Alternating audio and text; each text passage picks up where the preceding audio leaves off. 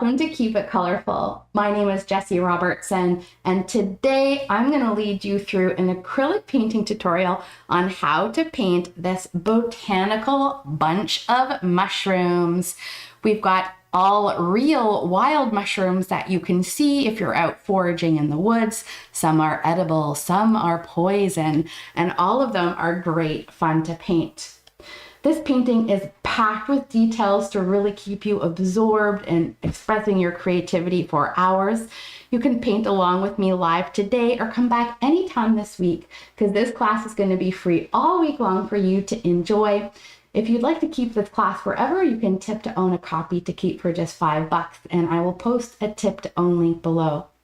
This class is beginner friendly, even though it's packed with details in that I'm going to walk you through how to draw and paint every single layer. I'm going to show you how we do our color mixes, and I encourage you to pause if you're a newer painter and really have fun with those color mixing exercises. Here I am to guide you through this project, but the real learning and fun is going to happen when you pause the video and absorb yourself into your own work and focus. Just have fun, relax, and at the end of the day, we're going to come out with these super cute mushrooms.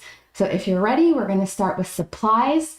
Then we're going to paint our canvas black together. You can use a pre-gessoed black canvas that you bought from the store if you don't want to paint one black, or if you've got a black one to use. Okay, so let's begin. We're going to go over our supplies, and then we're going to launch right into today's project. So first and foremost, you're going to need something to paint on. I'm working on a size 11 by 14 inch stretched canvas, but please feel free to work on any size of substrate that you like. If you don't have a stretched canvas, you can work on canvas board or on paper designed for painting. So that's watercolor or acrylic paper. You can paint on wooden panels. Really, the sky is the limit. And with acrylics, you can really paint on anything that's absorbent and not shiny. And something that's non-absorbent would be something like plastic or glass. So I actually use this shiny glass here as my palette because the acrylics don't stick to it. However, acrylics are such a diverse medium that if you did want to paint on glass, you can. You just need to use special acrylic paints that adhere to glass if you're interested in that. But for regular painting like we're doing today, please stick to an absorbent substrate. Now, for paint colors, we will be using Mars Black, Burnt Umber Brown, some Hooker's Green, Phthalo Blue, Cadmium Red, Medium Hue, Cadmium Yellow, Medium Hue, Titanium White, and a little bit of purple. I'm using some Prism Violet. When painting along, make sure you have a big jar of water and some paper towel or an old rag for cleaning and drying your brushes along the way. You'll need something to put your paints on. Again, I'm using this smooth side of a glass cutting board, but anything shiny will work as a palette. You can use parchment paper, and you can use paper plates that have a little bit of a waxy coating on them. For brushes for today, we will be using a number 12 flat brush, a number 6 bright brush, a number 1 round brush, and a script liner. The brush we'll be using most of all is a 1/4 inch flat brush like this number 6 flat brush by Princeton. For creating those wonderful grassy textures, grab a wisp brush. I have a 1/4 inch and a 1/2 inch wisp brush with me today.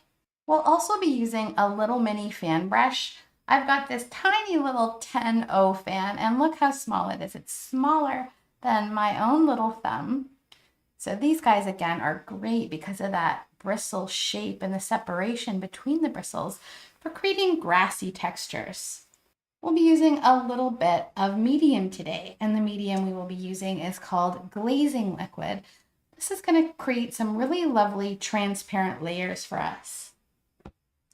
And adding paint to a see-through medium like Glazing Liquid gets really cool effects that you can mimic with water, but it's not quite the same. So the see-through haze around the moon is with the Glazing Liquid, and the little highlights of the moonlight that we put on top. So see how it's like a see-through layer of this light blue for the moonlight on the mushroom, on the outside of the mushroom, on the wings of the moths. down on the morels in here. So get a bit of that blue moonlight by mixing it with glazing liquid. So glazing liquid's a little bit thick, it's a little bit sticky. It makes the colors thin, but not quite so watery thin. So it's a little bit easier to control when you use a glazing liquid. If you've got that glazing liquid today, we are going to play with it for a few transparent effects in this painting. However, if you do not have glazing liquid, I don't want you to feel like you can't participate. You absolutely can. You're just going to thin your paints down with water. It's always handy when painting with acrylic to have a spray bottle full of water. And don't set it to the jet setting. Set it to the fine mist spraying. You can use this to spray your canvas for blending on a first layer. You can spray your paints lightly on your canvas to keep them wet while you're blending. And you can spray the top of your paints on the palette to stop them from drying out. Now, one of the best things about acrylics is you don't have to wait days and days for them to dry in between layers like you do with traditional oil painting. So if you're someone that likes to sit down and do a whole painting in a day, you can do that with acrylics because of their fast dry time. However, it can also be a pain in the butt when you really want to keep your paints wet and they dry out on your palette before you can use them. So that's why you keep that spray bottle. Very lightly mist the dollops of paint you pour on your palette about every 15 minutes or whenever you see that they need it. Along with making our paints dry slower by misting them, sometimes we want them to dry faster, like when we put the black coat on our canvas. That's why I always paint with my trusty blow dryer. This allows me to control the dry time of my paint. So you can do it too. I'm going to use this if you want to follow along with me live. Grab a blow dryer and we're going to give it a blast in between layers.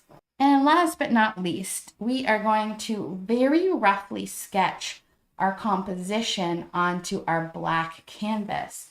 So I want you to grab a light pencil, not a waxy pencil like a pencil crayon, because remember, wax and shiny surfaces repel the acrylic paint, but you can use white charcoal, white chalk. So if you have kids at home, maybe they have white chalk, you can borrow their white chalk. It comes in pencil form like these General's pencils. You can use a sewing pencil, which is just chalk, or if you have some watercolor pencils in your collection, you can use any light colored watercolor pencil to do a rough sketch of these mushroom shapes as well. And with that, that's it for supplies. So let's go ahead and start step one. I'm going to paint my canvas black. And whenever I want a black canvas, I paint it black. I know some of you may have a canvas that's black that you bought black from the art store. These come with a lovely matte layer of black gesso on them. So if you have a black canvas, this is a great project to use those for.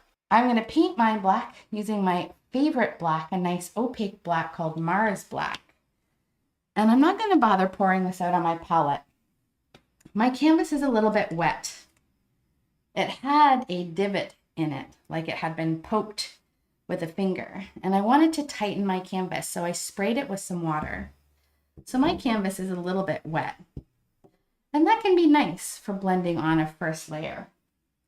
So you could do the same. You just take your spray bottle or a brush with water and very lightly mist the top, or take a big brush and keep your water jar close by and dip your brush in the water, and you can just get it lightly wet on top.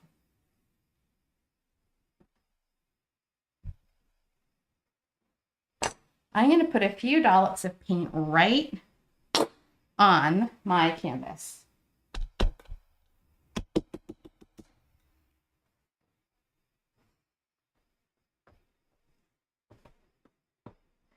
I've kind of got 9 little chocolate chip sized dollops of paint. You can always add more if you need more, but this should be plenty. And with the water, it's going to spread really nicely. And we're just going to cover all the sides, the front,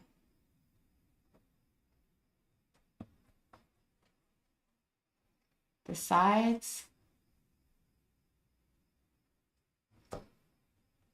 So if you're on a canvas board, you don't have any width like a stretcher does, so you won't have any edges. But on a stretched canvas like this, we have edges to contend with, and those are nice to paint the whole thing black.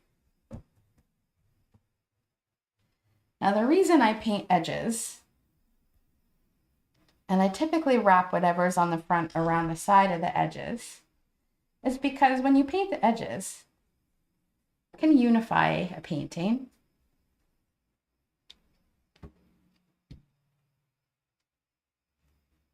And it means you don't have to frame it if the edges look rough. But also, one of the most popular types of frames for acrylic paint is called a floating frame, and I'll show you one while we're waiting for this to dry.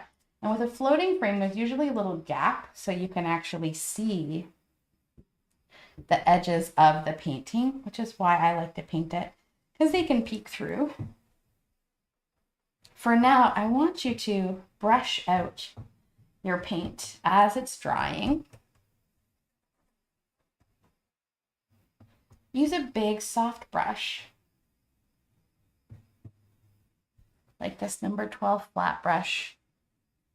Use a big soft brush and just feather out any major brush strokes. Work it into the weave of the canvas if you have a bit of the texture of your canvas showing. And then our job is just to let this black layer dry, and we're going to sketch some very basic shapes on for our composition. Let me show you a floating frame. So here is an autumn painting tutorial, and you see the floating frame doesn't cover up any of your painting, but there's often a little bit of a gap and you can see the painting through.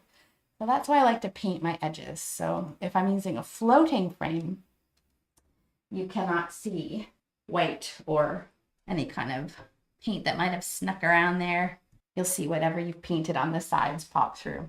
So once you've got it on, once you've smoothed it out, we're gonna let this dry. If you want, you can pause the video, let it dry naturally, but I'm anxious to get on to the next step.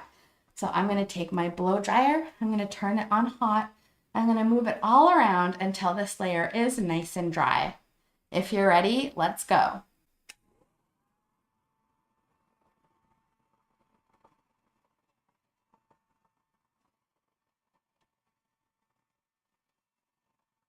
When your black background is painted and dry, it's time to do a rough sketch to place our composition onto our substrate. So remember, grab a white pencil. I'm using some white charcoal.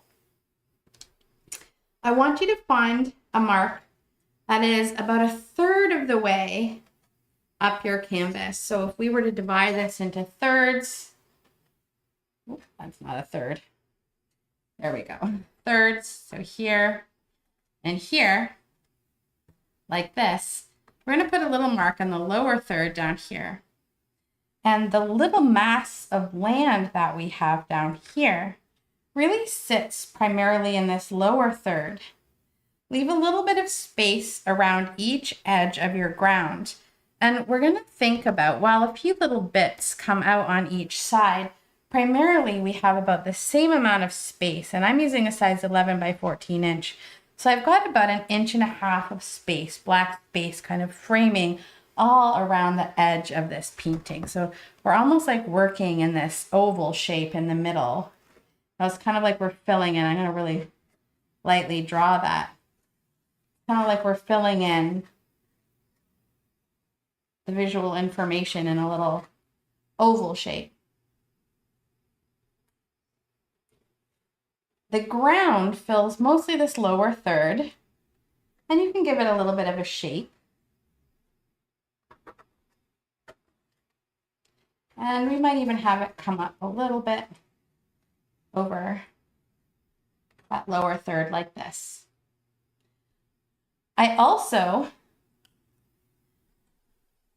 So here are my thirds, here and here, like this.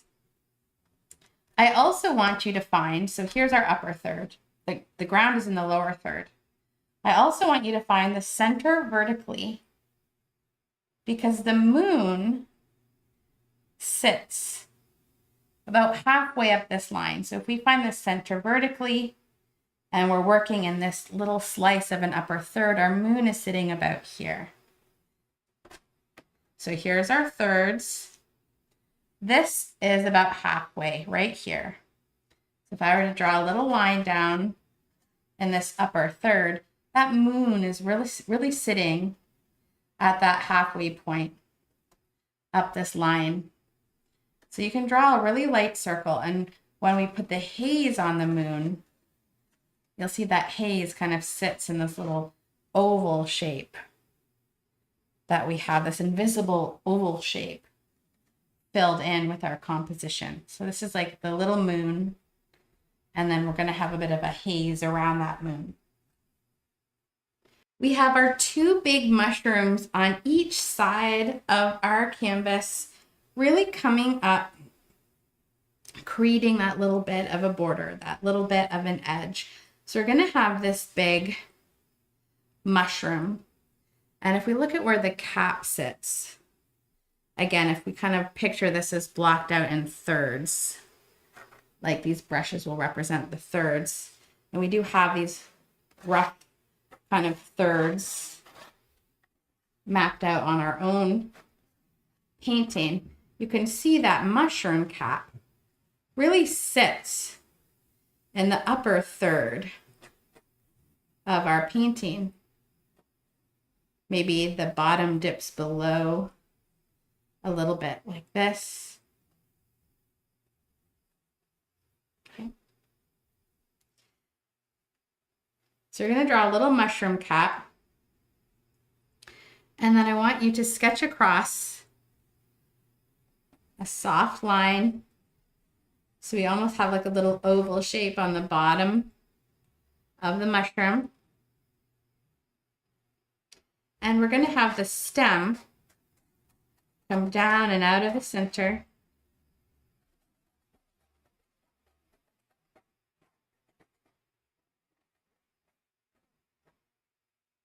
Just like this.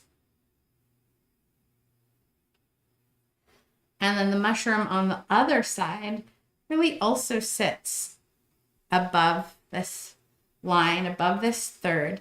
And it's almost like a soft oval shape. It's almost kind of like a soft oval shape.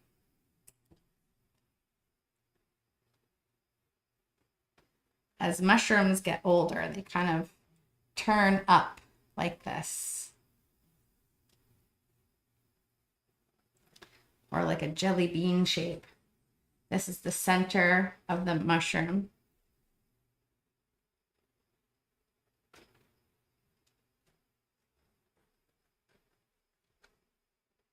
And then it's got a little bit of a bowl shape at the bottom where we see those little gills underneath the mushroom. And those little gills are going to be straight in the middle. They're going to arc out towards the side. So they're going to be a little shape, kind of something like this.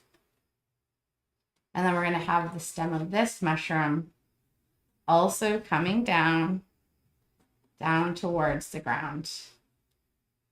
So we should have roughly, I want you to have roughly the same amount of black from the outside edge of your substrate to the back edge of each mushroom. Same thing here. So about that same amount of space, okay? Let's give this guy a little more shape.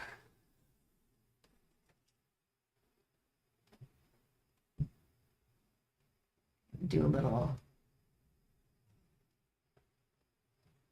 soft edge.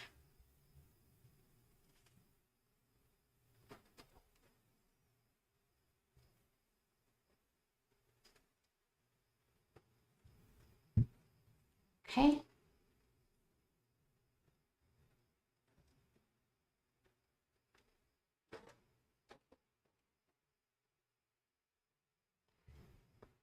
At the underside of this red capped mushroom here, I want you to pull out a little bit of the mushroom skin like this.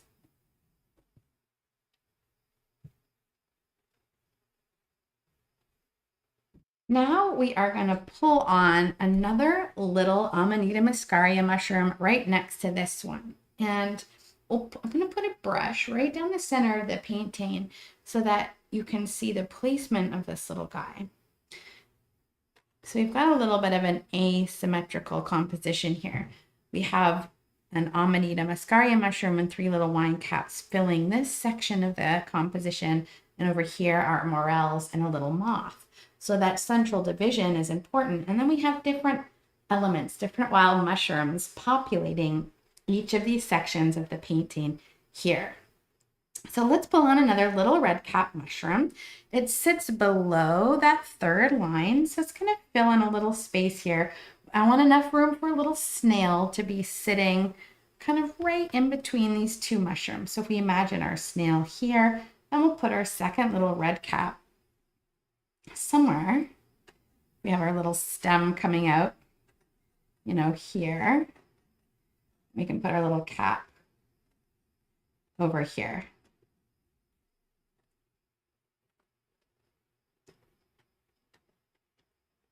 Little mushroom cap shape. This one's kind of like a younger mushroom. And we'll have our little snail sitting on top of this mushroom, maybe right here.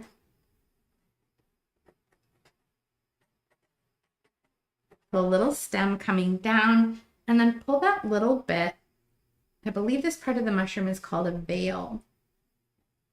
This little flap of skin at one point was upwards like this, like it is on here. And then that breaks. And when the mushrooms are young, this little veil of skin protects the spores which are underneath. Now, where I live, we have a lot of birchland forest. And these little mushrooms love it here. I've only seen the yellow ones. I've never gotten to see the red ones, but they're so magical. I picture every little fairy house living in one of these mushrooms, also called fly agaric. These mushrooms are so cool. They also help to transfer nutrients into the roots of nearby trees in the woodland. So all this mycelium grows underneath of mushrooms, and they have a symbiotic relationship with trees and plants and help them essentially digest nutrients from the soil. All right, mushrooms are so cool. And these guys are toxic and have those kind of hallucinogenic properties when you eat them because of their toxicity. So we don't want to be eating these guys. Unlike the wine caps and morels, which are delicious. Okay, so here we've got our 2 little red cap mushrooms, and you can place your snail at this point too. We'll have our little snail. We're going to paint the mushroom in first, but just if you want to kind of imagine that little snail coming up, maybe the little shell here, and then it's a soft little body peeking out of the shell. I've kind of got mine coming up on a angle here. And then 2 little antennae where this little snail, oops, sorry. So the body is going to come across the mushroom, pull the little head up, and then the little antenna will be coming off as he's looking up at the moon. And over on this mushroom, we'll have some little ladybugs crawling on it, which we can really pull on. We'll want to paint in the mushrooms before we fully pull these guys on and paint, but sometimes I like to sketch them on just so I can get an idea of the composition. The more times, we draw things out and play with them, the more we get a better idea of if we're going to like the placement of something. And the nice thing about the chalk is you just rub it off with a damp paper towel, just like kids' sidewalk chalk. Let's keep sketching here. Now let's lightly sketch on these 2 little morel mushrooms. These guys have a longer cap that looks a little bit like honeycomb. And I'm going to put this brush down the middle again. So these mushrooms sit a little bit below our big red cap mushroom here. So a little bit below, and we'll have 1, right here, kind of coming down to the lower third. Here's the lower third of our painting. There's those thirds again. And this little guy kind of sits below the lower third. This one here.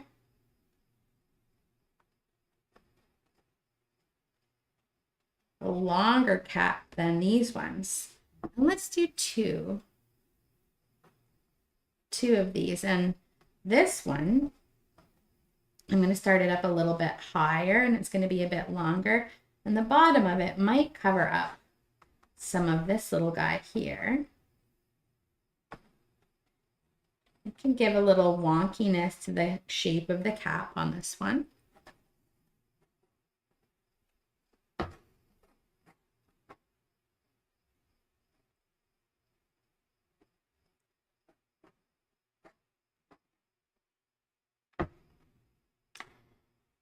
And we'll pull down some little stems. And these morels.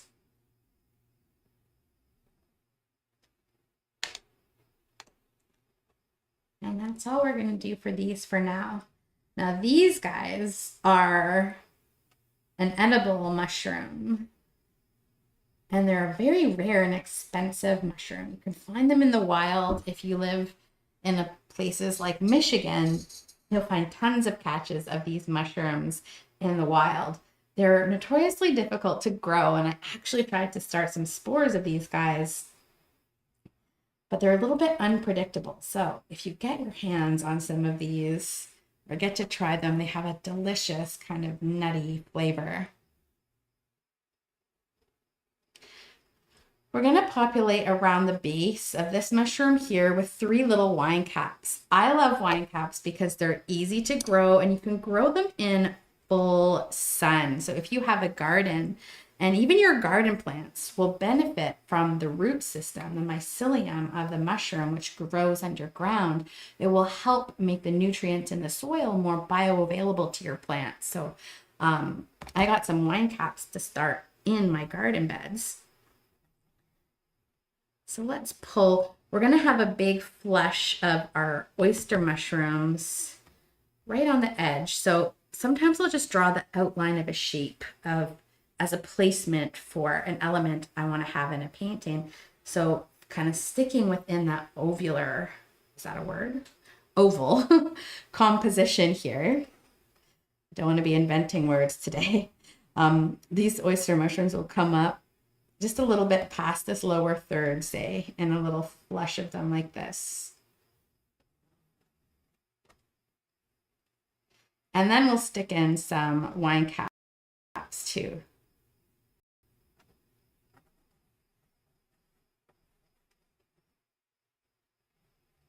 Maybe one little wine cap. So wine caps have these cute little button shapes like this, button tops. We'll give them smaller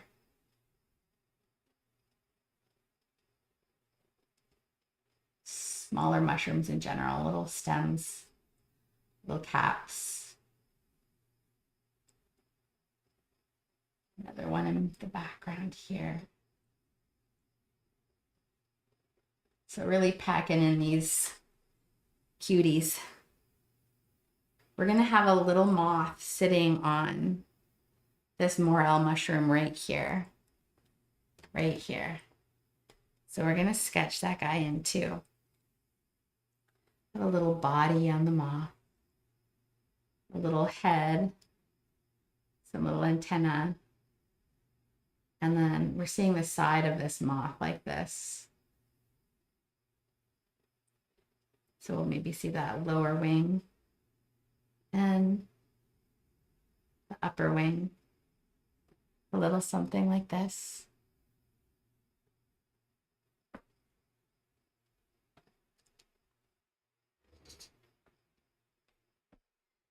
For the oyster mushrooms, these guys grow in clusters. Another deliciously edible mushroom that is easy to grow if you're interested in growing mushrooms outside. You can also find these in the wild. So we're going to put the top of the cap, and then essentially the spores grow underneath the mushroom, so they almost come out like little hats. We're going to draw on the top of the mushroom. You can give it a little wave. Here's the top of one. Now we might have another one here, another one here, another one here, another one here. And some little ones coming off the side. We're just going to start with these little wonky, long, skinny oval shapes like this for now. And while we're here, let's go ahead and sketch on another little moth up here between Amanita and the moon. Let's sketch on a little moth right here. We'll pull on a little line for the body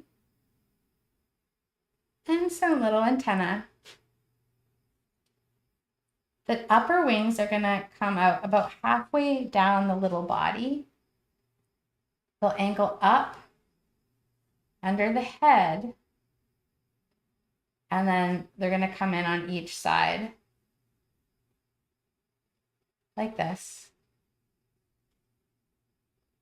And then we're going to have some lower wings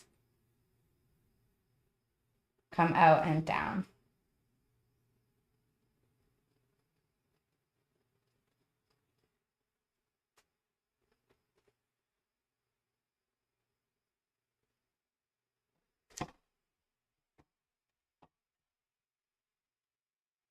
The last mushrooms we're going to sketch on before we start painting these in are going to be these little yellow guys here. This was such a fun botanical to add. It is nicknamed the yellow unicorn Entoloma. I hope I'm saying that right. The proper name is Entoloma murray. And they have beautiful, very, very delicate caps. These are mushrooms that are poisonous, but beautiful. So they're going to have a tiny point and really fan out. And these ones sit framing the side of our shape here, kind of coming right off. So you'll notice this one leans in like this. It kind of touches this morel, creating a little V shape from which this brown mushroom comes out of. So here's that morel mushroom leaning in here. So I'm going to lean this one out like this, staying within this oval shape roughly. Give it a little wide open at the bottom. A little delicate shape and a thin little delicate stem coming down. And let's just pop another one of these little, I'm just going to call them yellow unicorns. Yellow unicorn mushrooms coming out from here, and we can stick a little stem coming down there as well. We're going to have some tiny little blue mushrooms and of course these really cute little enoki mushrooms in the lower part of our painting, but we're going to get lots of greens in there. So for now, this is it for the drawing part. Let's go ahead and start the next step of our project. Grab some titanium white and squeeze some out on your palette.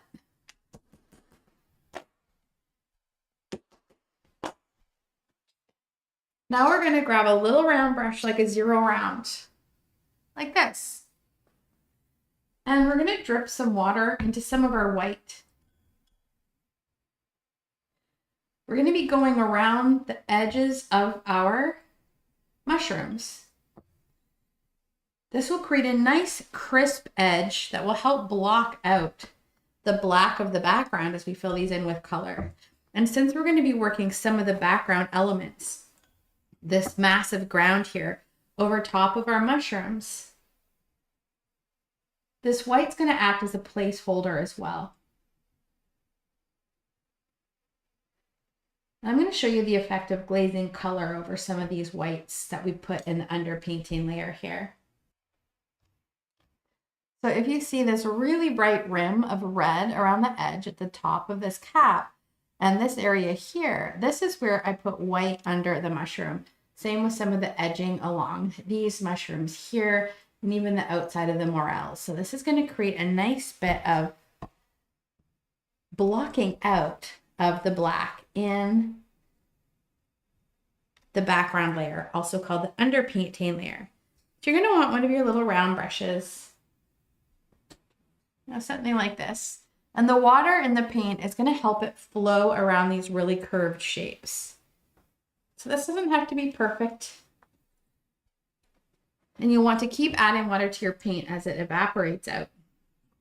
But here we're going to create this structure in our mushrooms.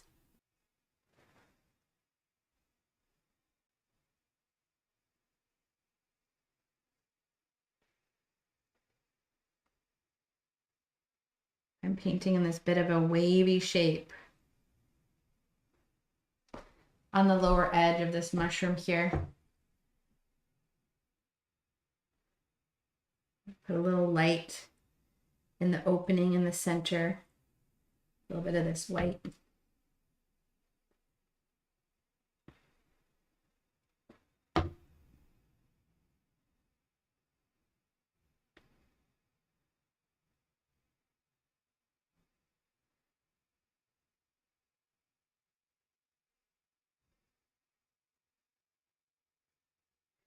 You can even use this opportunity to sketch in a few of these little gills down here.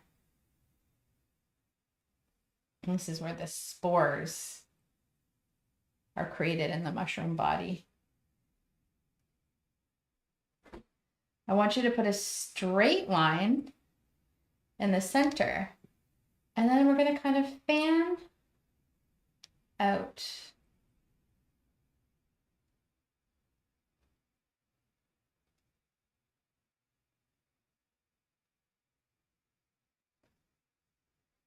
Like this. And I'm going to come along the edge of this morel.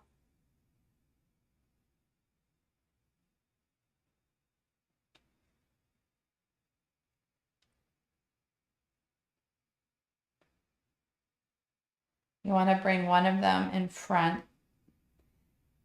Again, this honeycomb structure in these mushrooms means they've got a bit of a wobbly edge to the outside.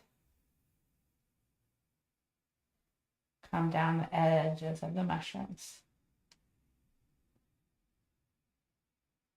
Now we have our moon at the top center. We can actually pull in the first coat of our moon.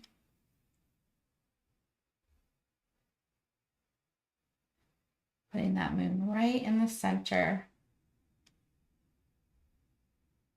Because we're working over black, we need to build pure crisp whites up in a couple of layers. So let's just get a little circle on now and spread that paint out. If I have more paint than I need, I kind of pick some of it up and wipe it off on my napkin. Don't worry if your circle is perfect. We can correct it in the second layer too.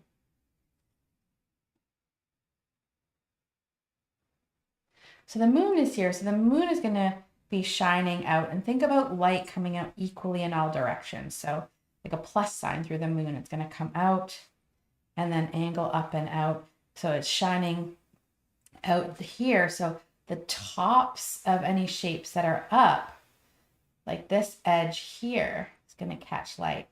And these edges are going to catch light. So they'll get a little more light. Same with this side of the stem is going to catch a little bit more light. And if we block some of that in now, it means when we put color over top of it, it's going to be nice and really crisp.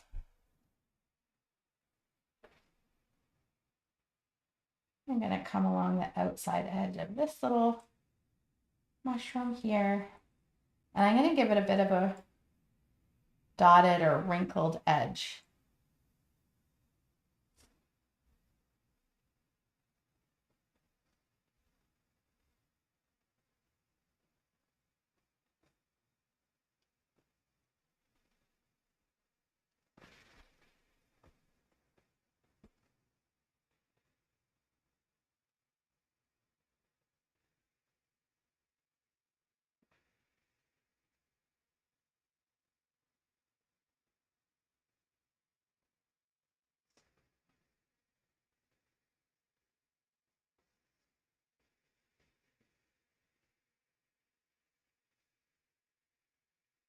Just zone into your work. I want you to come around the tops of everything here.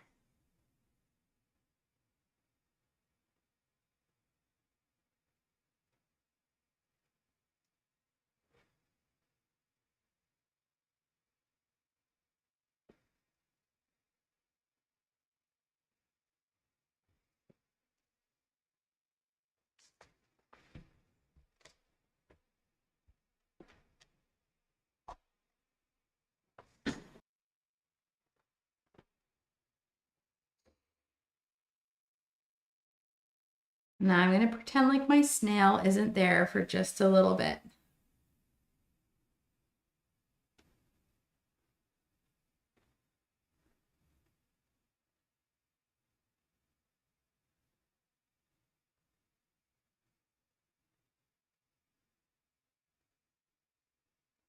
Pull out the little veil on the mushroom.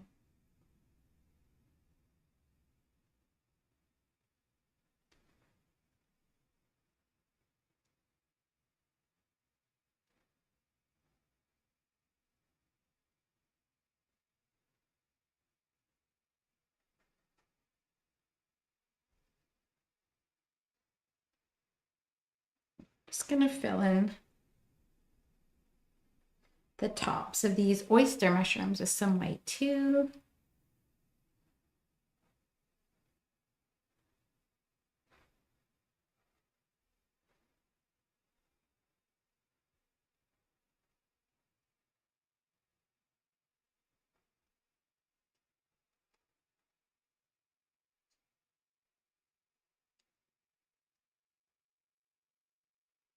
Now for these mushrooms, these little parts under here, like the gills, come out from underneath. So we will have some gills in these mushrooms, similar to these coming out from underneath and then fanning out. It's like this one's coming off on the side. They grow in clusters. So this is the side of one. So we're just going to see a few of these little gills under here. And then here's another one straight in the middle, kind of arcing out to the sides. Here's one here.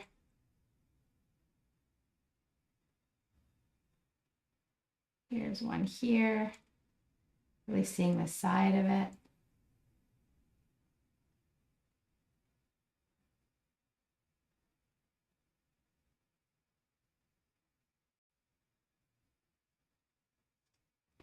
And here, this big guy on top. Straight in the middle, and then picture it as like a little bead coming down. Okay, those little gills. And this mushroom here, let's give him his top. It's a really sketchy line for the veil of the shroom. I might wrap this little bit of veil around.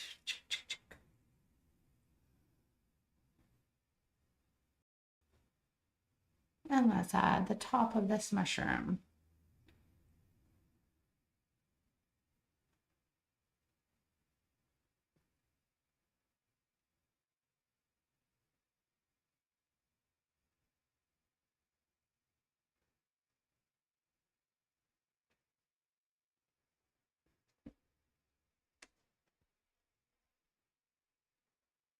Before we move on, let's grab our little flat brush. I'm going to get a bit more water, come into some of this white. And the moon is shining onto the edge of these big red cap mushrooms. So let's put a little bit of this runny white on here. And then feather it out with the side of the brush. So the moonlight's a little bit stronger on the side that's facing the moon and on the top. And it's kind of petering out. And you can give this some texture too.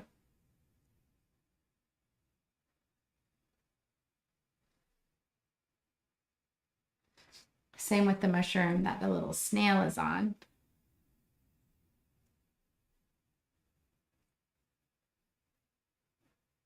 And this side and the top, we have a bit more light on it. And then once I've got some of this runny paint on, maybe using the side of the brush to just tap it down. And when we put our red over top, this will already look really, really bright. So nice to block out some of that black in this layer of the painting. I'm coming down the stem here too.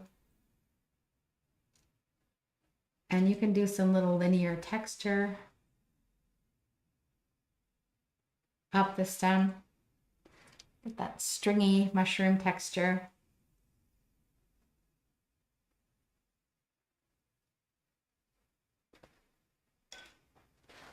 All right.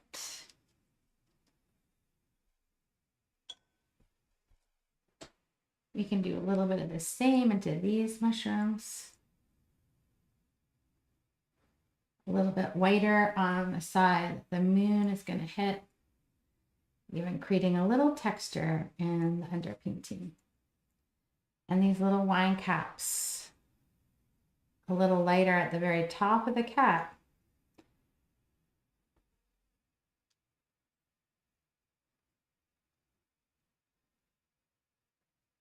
The moon's like directly above these little guys, so. And the morels have that crazy texture, so they will pick up light in a different way. So let's not worry about those ones. And this is it for the white underpainting in our botanical mushrooms. Actually, there's one more thing I like to do in this phase of the painting. If you have a little bright brush like this one here, dip it in some water and let's make some of our white even more runny. So it's more like the consistency of maple syrup or even 2% milk. If I load my brush with this consistency of paint and push up on it, the paint should just ooze out. Like that's how runny it is. We're going to splatter a few stars just very gently into the back. I'm going to keep them into the oval area-ish. And I'm going to pull back on the bristle. You can also tap the brush to get it to splatter off like with another brush. I get more control with my finger because I can control how hard or soft I pull the bristle more than I can when I tap. I'm just going to do a light dusting of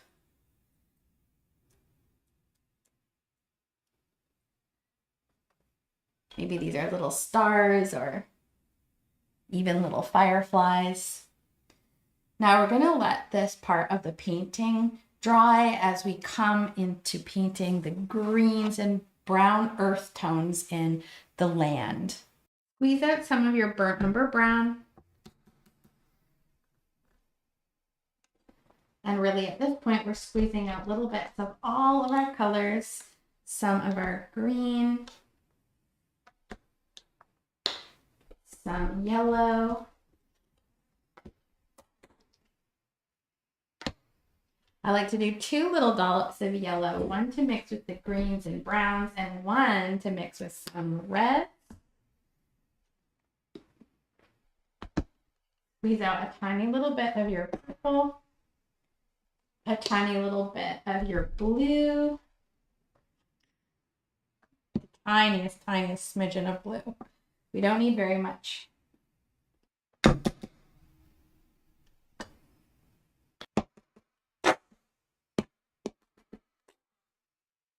And now I'm going to use my little fan brush here. I'm going to take some plain burnt umber brown and I'm going to pull on a little bit of this area of dirt that kind of sits underneath the grasses. And I know it's really hard to see while we're painting onto the black. You can just paint this in a little bit of a kind of a spotty way.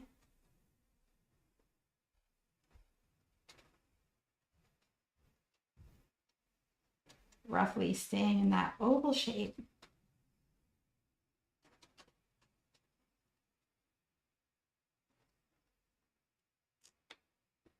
Okay. and that's going to dry even darker looking than it looks now. So now we're going to add the tiniest bit of white into some of our brown, still keeping it a pretty dark color. Just a smidgen lighter than the plain dark brown. Okay, it's just a little lighter.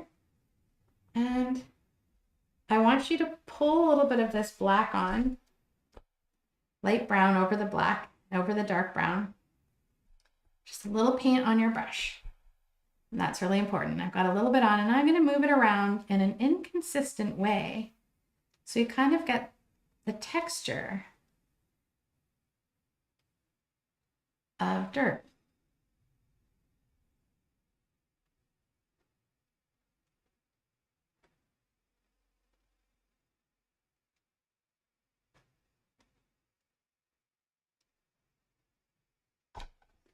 Rinse off that brush. We're going to do the same thing with some greens down below here. Rinse it off, top off that little fan on a napkin, and come into some of your plain dark green, which is going to dry really dark over the black. And here's why having that white, when we don't lead with the background first, the white means that we can see anything that we put on top through, because acrylics are all a little bit translucent. So remember that kind of line we had for the ground. I'm just going to roughly block some of this green in. I like this little fan brush because you can kind of use that long skinny edge and even pull some little arcs out and down at the edges, down over the dirt a little bit.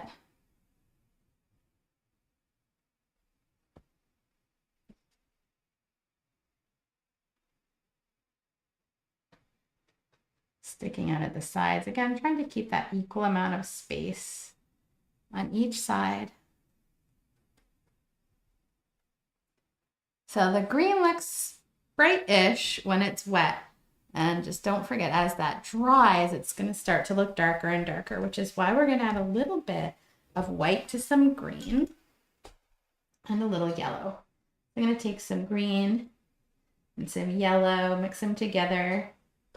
Rinse your brush before heading into the white. Grab a little pinch of white and mix that in.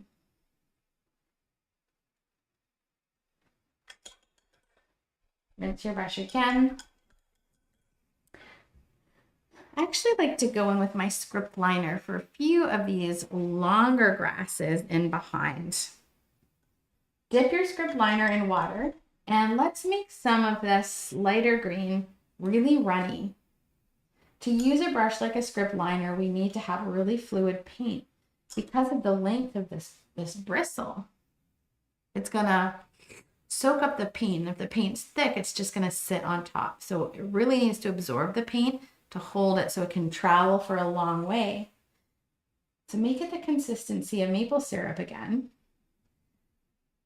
And then let's take this brush and kind of pretend like our mushrooms aren't there. And like we just want some of these really organic grasses peeking through and behind.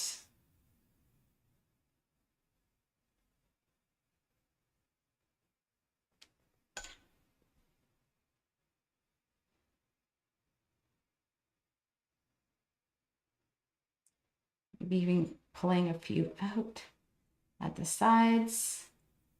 Maybe even a few coming out in behind the little moth.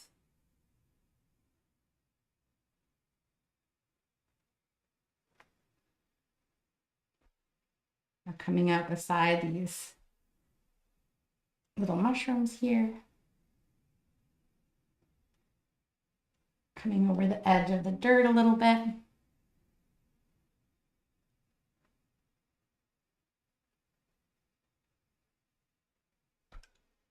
And I rinse my brush often with the script liner because we want that fluid paint and it dries up really fast. So rinse into that runny paint.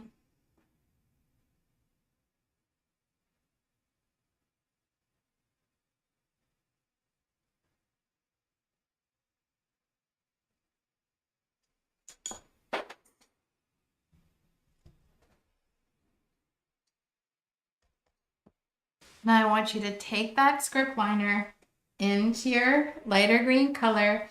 We're going to have two imaginary grasses kind of framing in our oval shape.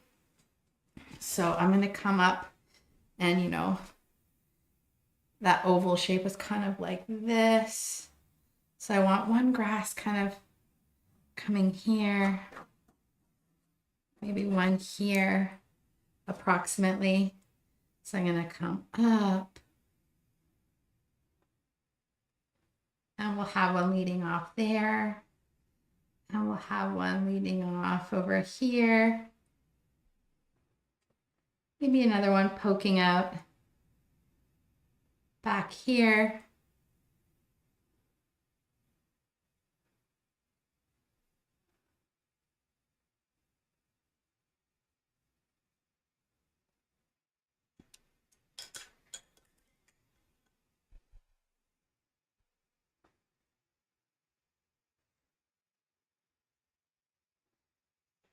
Another brush that is really fun to play with in the area of grasses is the Wisp brush, spelled W-I-S-P. Coming into one of those lighter green colors. A little bit of water in there. The water is going to help the paint be thin enough that we really get that nice separation in the bristle.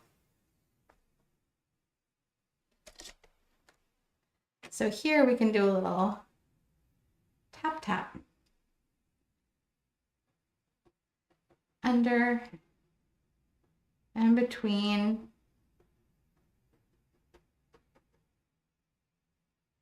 some of these little mushrooms.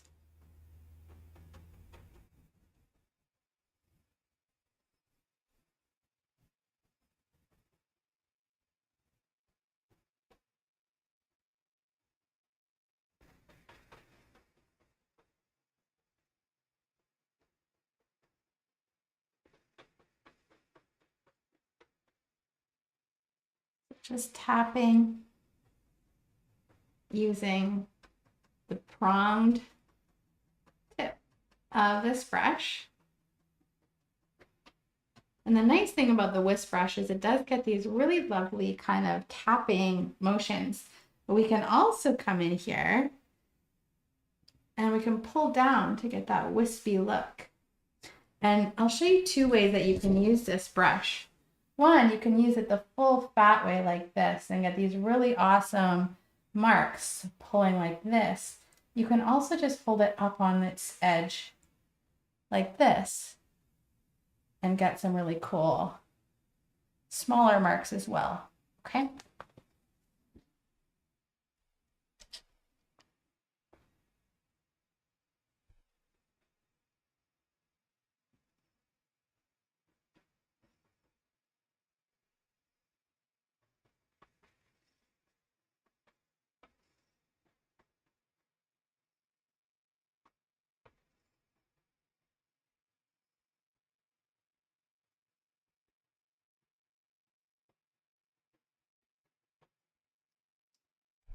Now I'm going to take a little more yellow into this green and maybe even a little more white. So you can get a range of greens.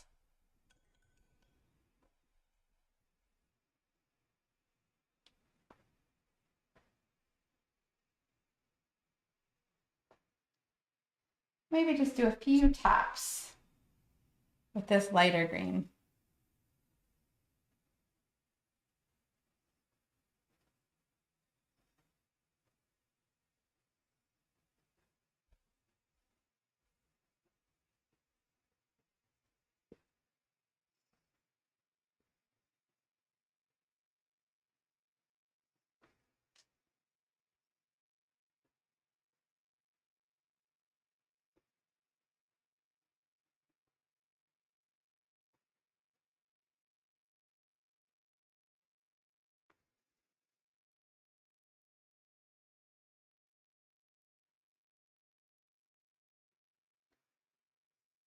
Now let's take some of our green, and I'm going to go back to my less yellow green, more regular green with some white in it, or the plain green without the yellow.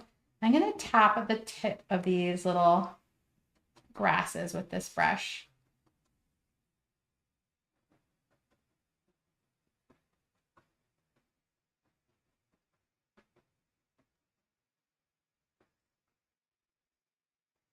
So we can tap at the tips, getting a little fatter in the middle and then a little pointier at the end like this.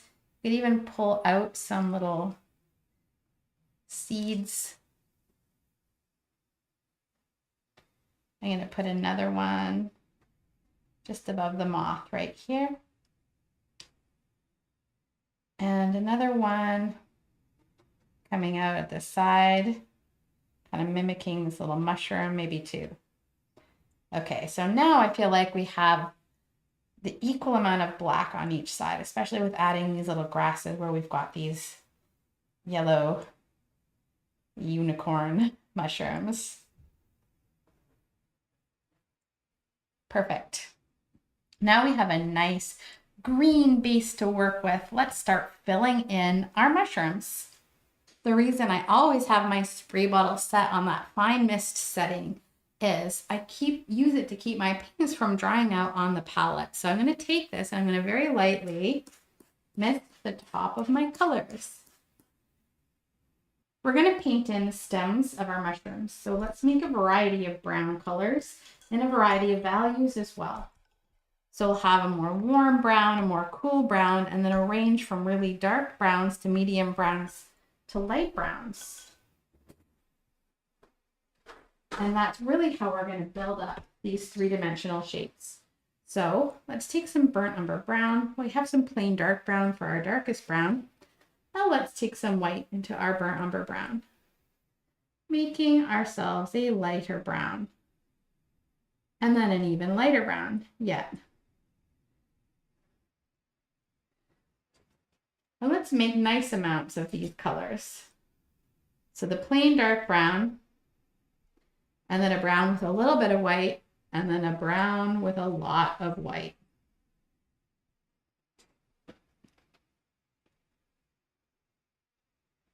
Next up, we're going to make some orange to add to the brown for a warmer brown.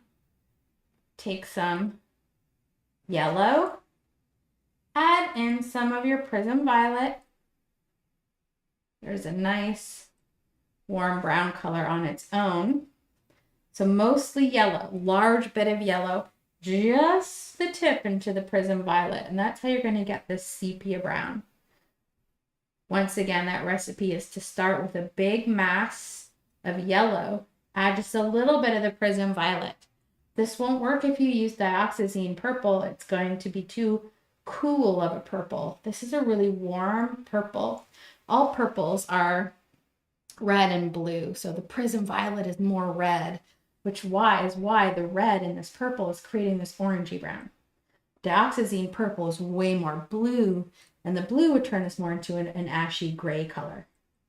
And I want this warm brown for this mushroom here. Let's take some of this warm brown and add some white to some of it.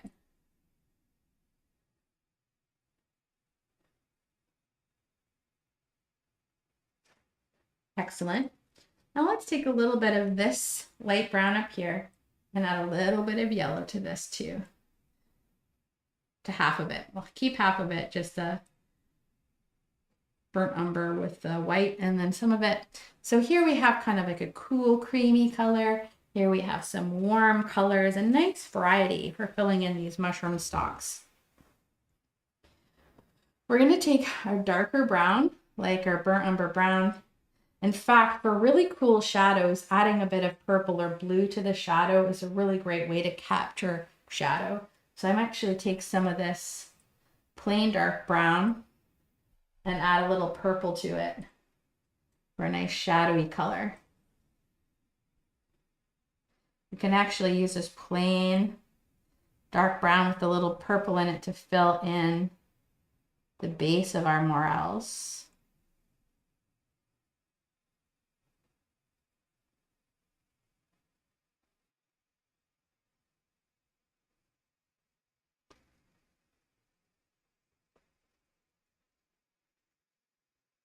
right over top of that white, this dark brown base color.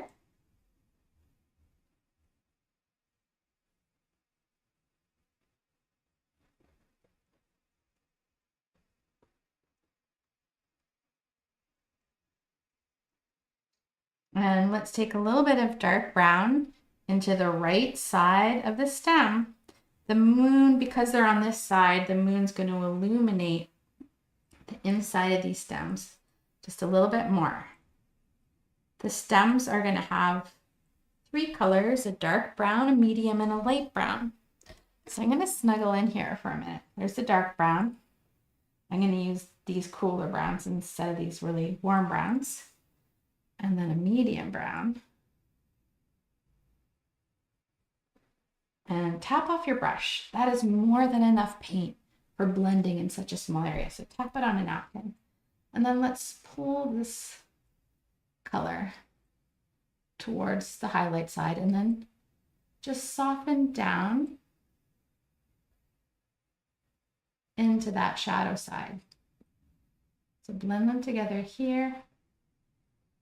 Then add a bit more of that medium color into the highlight side.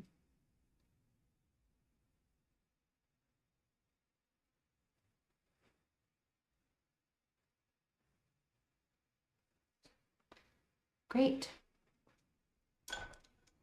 Now, if you've ever cooked with mushrooms, you know they kind of have really stringy stalk, really stringy texture.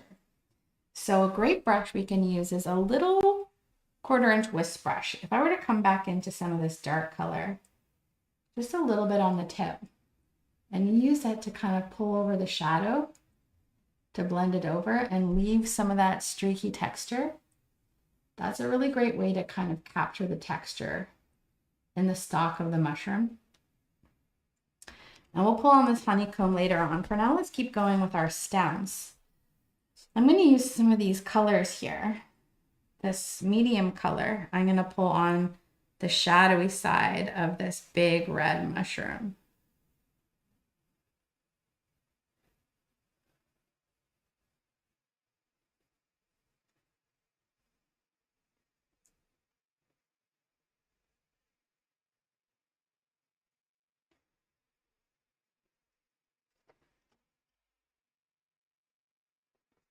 Underneath, we're going to use a bit more of our, so let's go into this.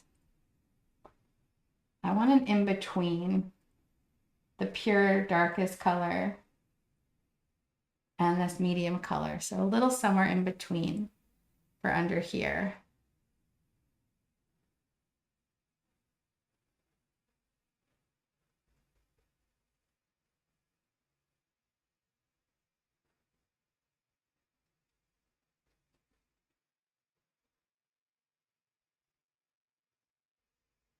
There we go.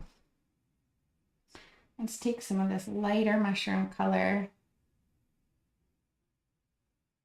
I'm using my whisk brush here, but you can use a flat brush to help get that nice crisp edge. It depends on your whisk brush whether or not you can pull it up like this to get a clean edge. If it's got a lot of wispy texture, you want to switch to a flat brush. Okay, so taking this lighter color into the side facing the moon, and then just blend it in to that darker color. I'm going to go into a little bit of pure white, just a little on the tip of this brush here.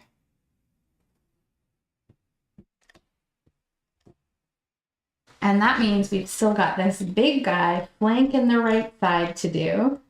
So grab your flat brush or your 1/4 inch whisk brush. These are both 1/4 inch brushes.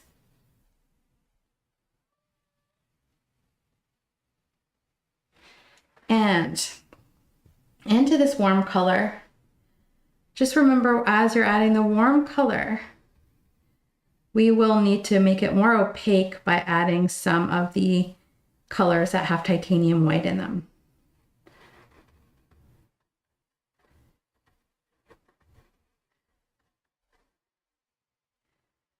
So I'm going to put a nice base coat.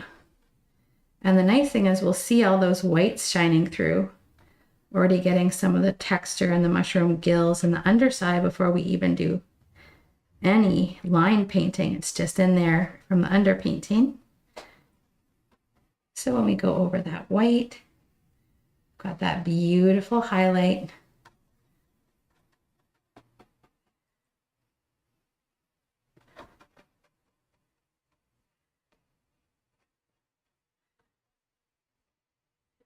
Acrylics are all about layers, 100%.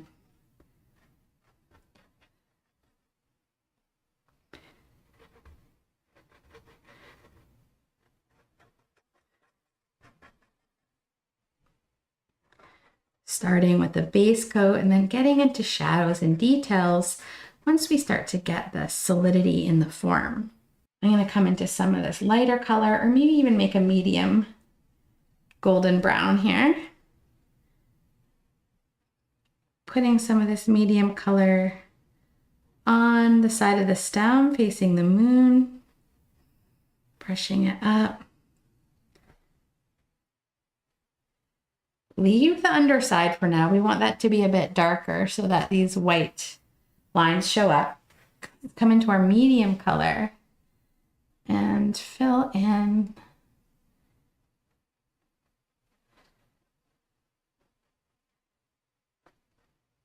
the upper section.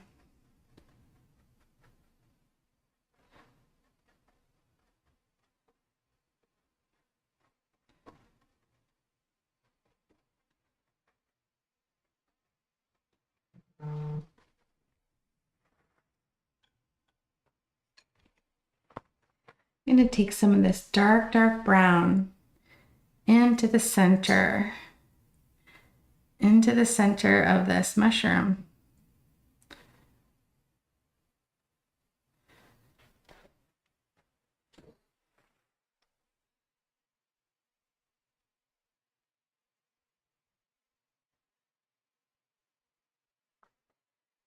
And let's take a bit of this dark brown underneath the rim of the mushroom. And you can pull it right down over that warm brown, over those white gills. Should still be able to see some of that texture. Let's take some of this dark purpley brown into the right hand side of the mushroom, or the side that's facing away from the moon.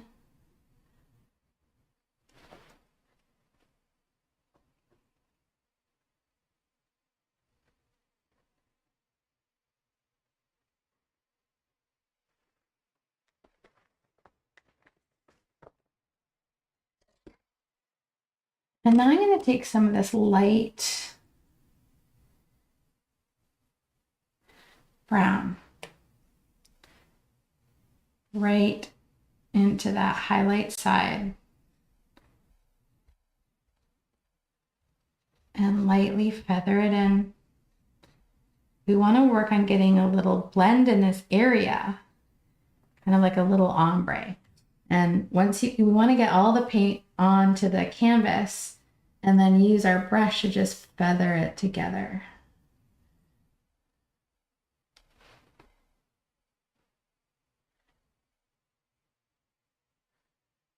There's only so much paint the canvas can take. So get lots of paint on there, feather it together. If it looks a little patchy, that's okay. Remember, we build up in layers and we'll be doing some more highlights onto this section.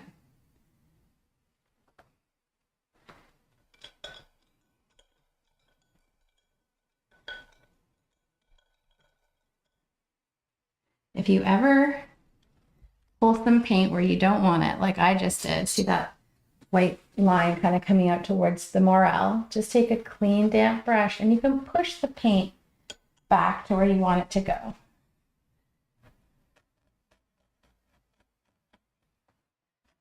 There we go.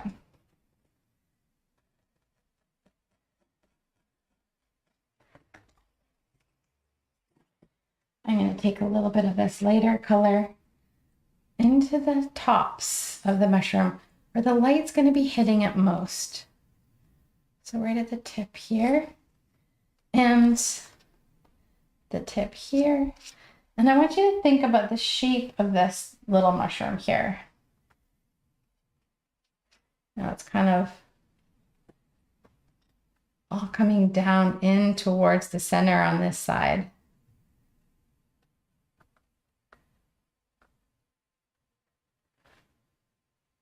And coming out and around on this side.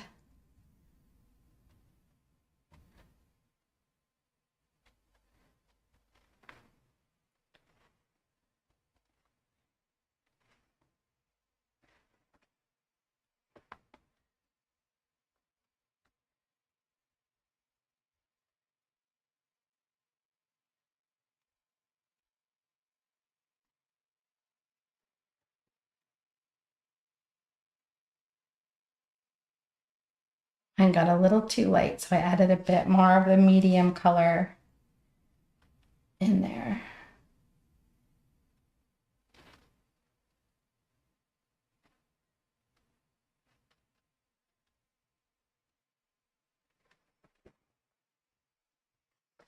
And we can add more of the dark too, if it needs it. Feather that dark color up. It's almost like a little trumpet shape. And just use the tip of a clean brush to feather these areas together.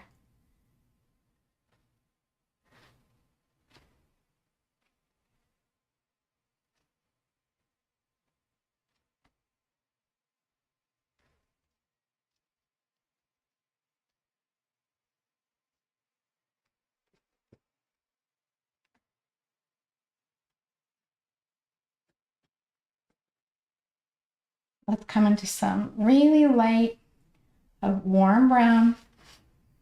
And we can paint in little lines of the gills again. Come right over top of the lines you had on here from before. Now I want you to take some of this light color and I want you to put a little highlight right here, kind of on the right hand side of these little, any of the little bubbles or wobbly bits you have in the flesh of the mushroom. We'll highlight some there.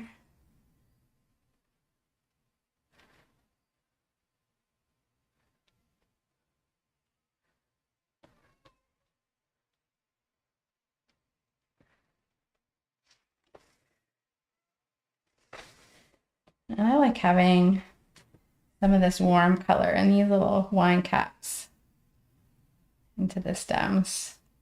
They need another little coat on mine anyway. So if yours need another little coat down here.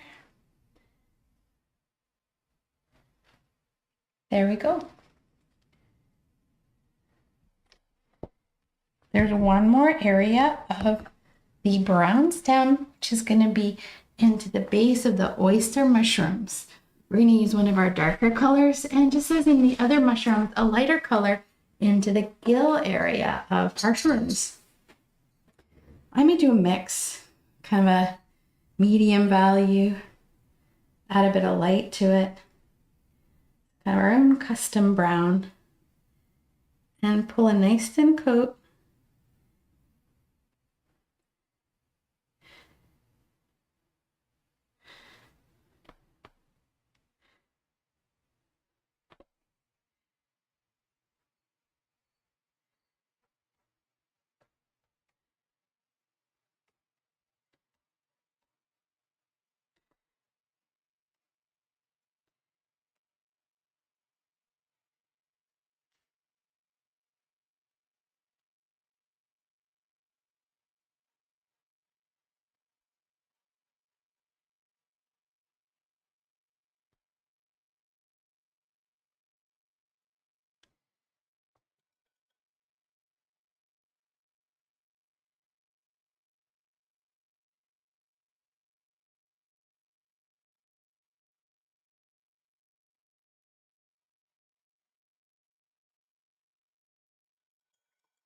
when you've got the base coat on, grab a little round brush and let's go into one of our lighter colors.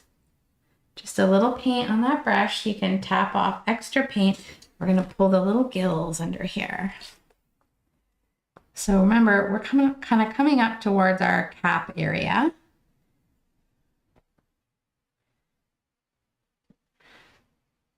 Just a little paint on that brush. So, you know, they're kind of coming straight from the bottom and then up towards the cap, curving out each way.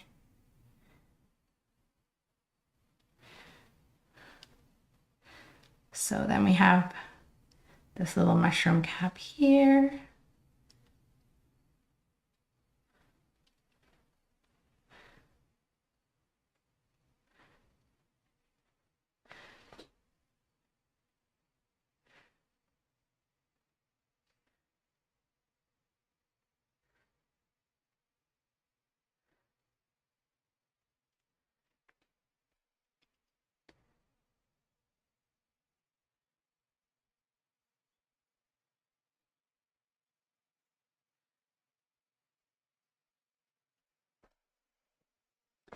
Okay, so those gills come straight up from the middle and then out to the sides.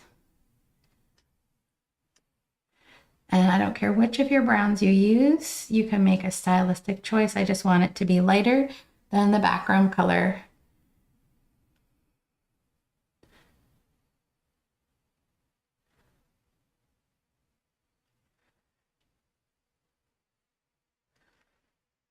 When doing little lines, you always want to look at the tip of your brush. Like I just got lazy and then I got a big fat line there. So now I'm going to be a bit more careful here. I'm going to push a little lighter and I'm going to look at the tip. And if it's all kind of gunked up, I need to roll it out so I have a clean tip always.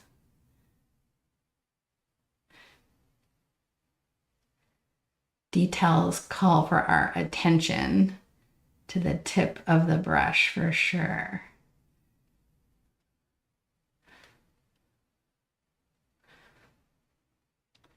Okay. I think aside from our moths and snail, that's all the browns into the stems of our mushrooms. Now let's go ahead and come into my favorite part, which is getting that really, really epically bright fairy tale red into the tips of our fly agaric, our Amanita muscaria mushrooms. And for that, we're going to use a little flat brush. Rinse, rinse, rinse. Tap off the excess water.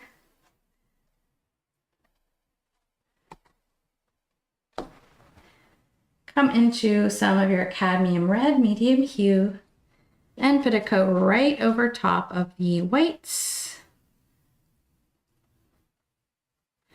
that you've got on there.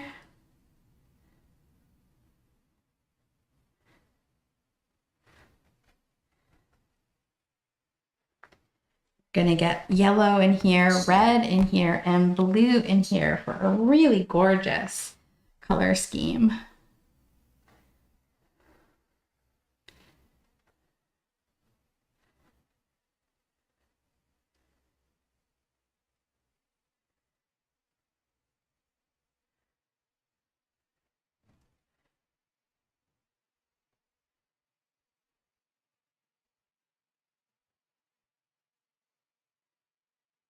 The nice thin coat, and where you have your white, it's going to look really, really bright. And where the black comes through, it's going to look like a shadow color. So we already have some depth and shading from that first coat. So we did a lot of that work in that first coat. Now we're just touching it up.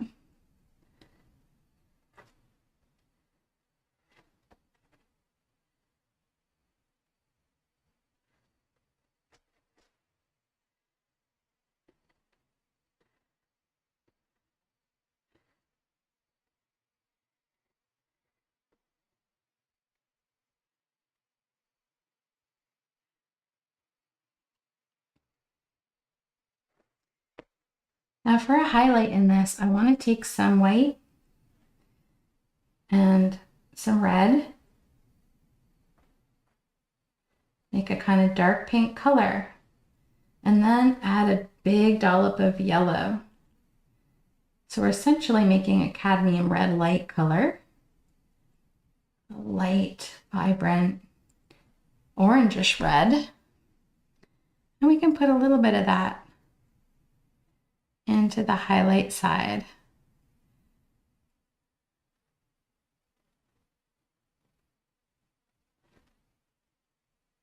And just feather it in.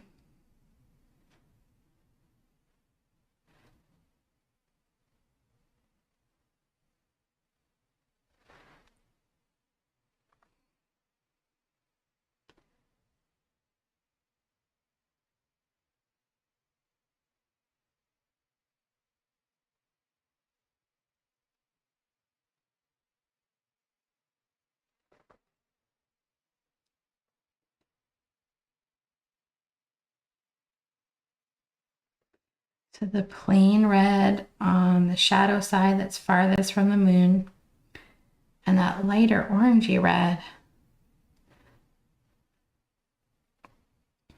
on the highlight side. Put a nice juicy coat on there. I like using some of that warmer golden brown color. And if you're out of it, it was just yellow and purple. And then add a little of your cadmium red to your golden brown. And this makes a really beautiful base color for those wine caps. That's these little guys here. So almost like a medium sepia brown, but it leans a little bit more to the red side than the golden side. Fill in those caps. And we'll put a highlight on these to really make them pop. These cute, cute little mushrooms. So cute.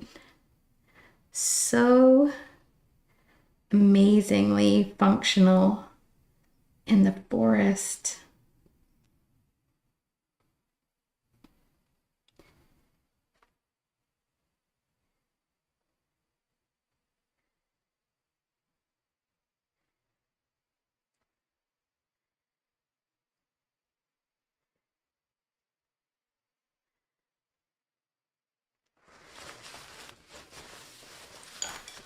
Now I'm going to take my zero round brush into a little bit of white or some of your light brown, whatever color you have most of. Put a tiny little highlight just on the inside of each cap. Just put a little dot of this highlight color. Clean your brush off, and we use our clean brush to just tap this in. I'm using a clean, dry brush, just tapping this in. A little wet on wet blending. And the moon is pretty much on top of these, ever so slightly to this side, so the highlight's a little bit closer on the right hand side.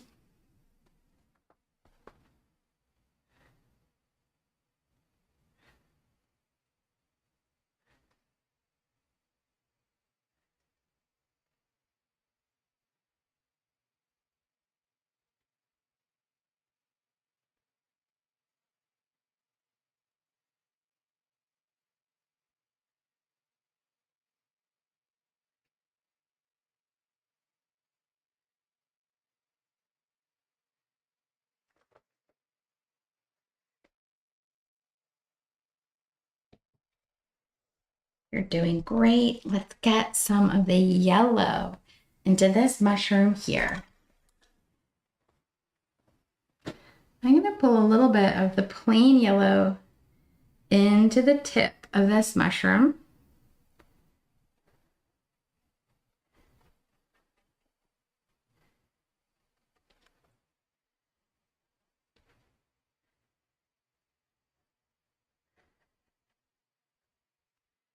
And then take some yellow into some white. So you get a really baby yellow, really soft pastel yellow, and come at the bottom of this mushroom. Do a little tap, a little jagged line, which we already established in our white layer, and pull it up, up, up.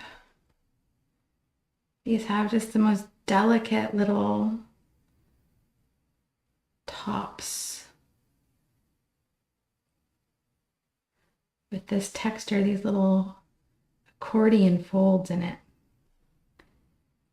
Bit more of that plain dark yellow at the top.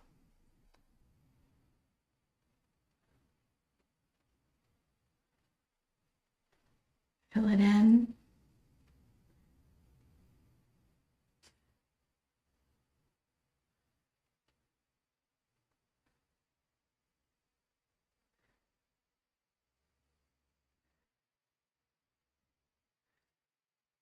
Don't worry if it's a bit see-through, it's all good. A little stem down, a little stem down.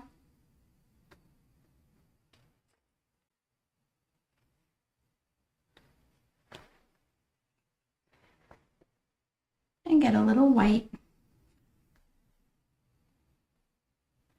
along the edge and pull it up.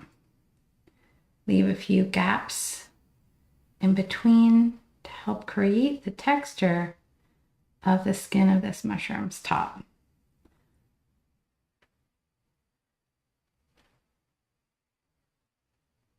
Add the color, the white. Pull it up.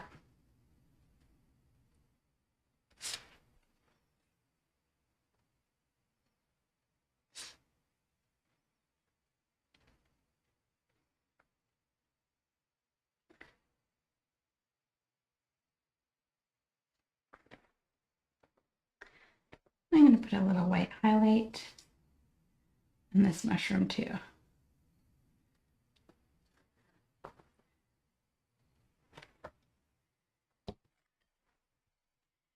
Great work.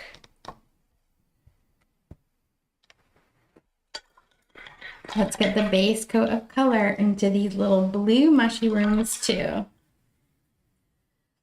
So we need to take a little bit of white and the tiniest pinch of blue, and then add a little brown to the blue to gray it out.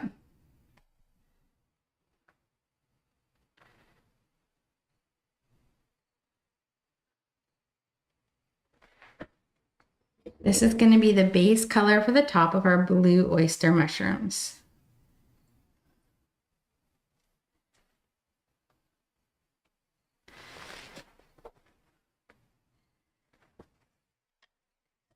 For some of these mushrooms, I want you to take the cap and wrap it around the edge. So there's this big blue guy here. Okay. And yeah, for this one here, for instance, kind of fold the cap around the edge a little bit.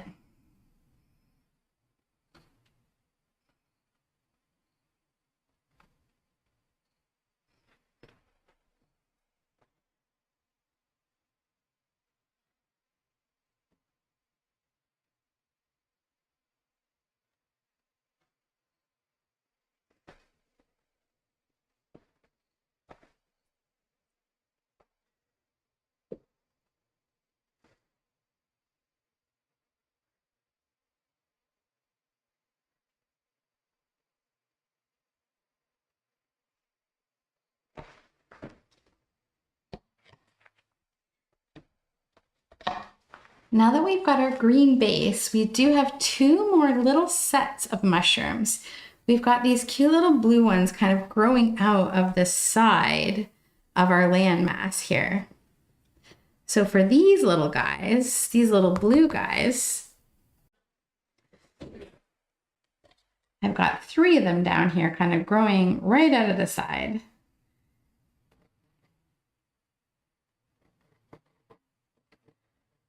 1,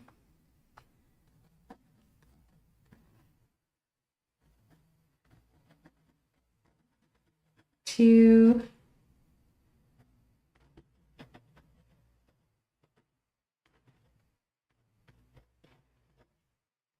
3. And then we're also going to have some of these little enoki mushroom caps coming out from down here. These are tiny little mushrooms. Almost going to sketch them in as just little, like little oval shapes. Just these little tops.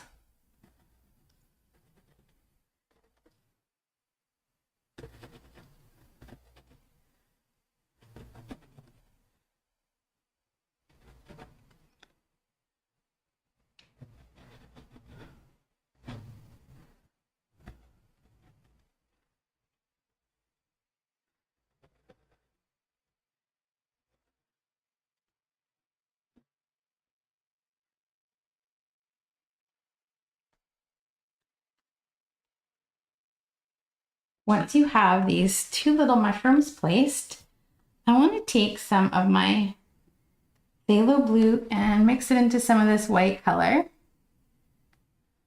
But I'm going to make a bit of a darker blue for these little caps. Maybe even add a little yellow or green in there. Make it a tealy blue color.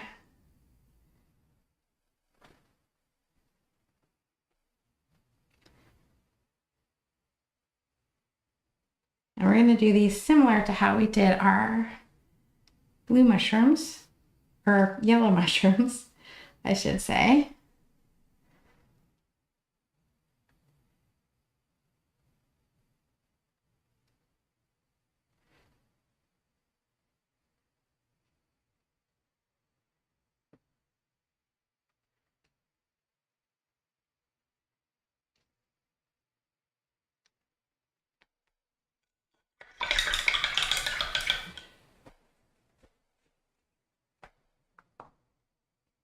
I'm going to come into a little bit of white for the stems.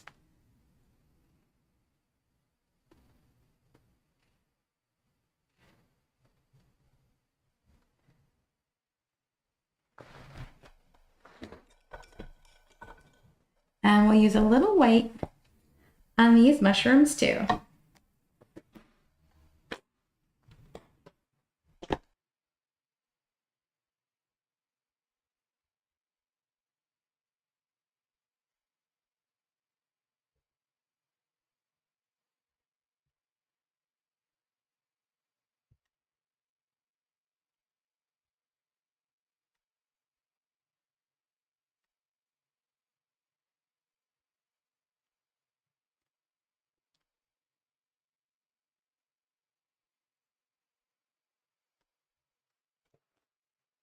So I've got my little cluster of mushrooms.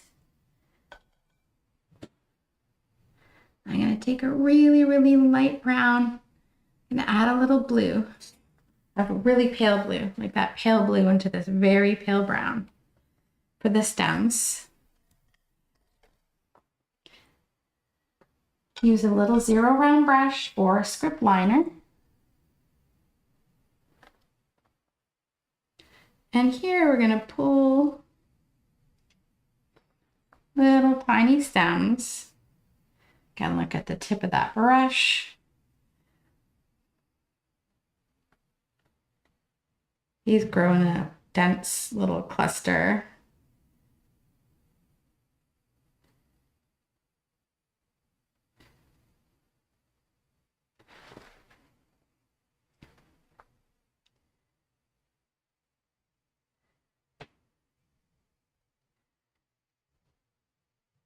I'm just highlighting the tips of these again.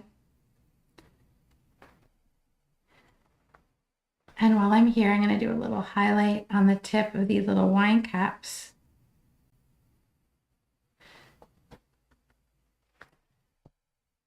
A little around the top where the moonlight is hitting them. Maybe another little bit just inside, kind of in the top flat part of the mushroom cap.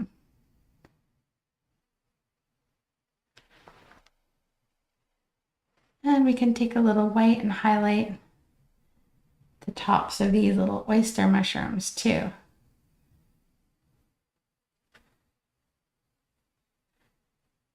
The highlights really help indicate the texture of an object.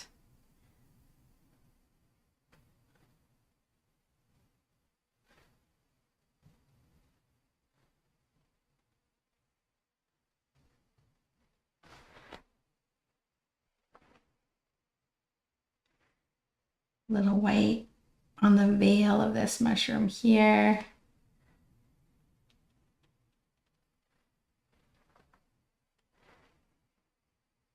A little white at the very tips of these little blue ones. I'm going to do it in little taps.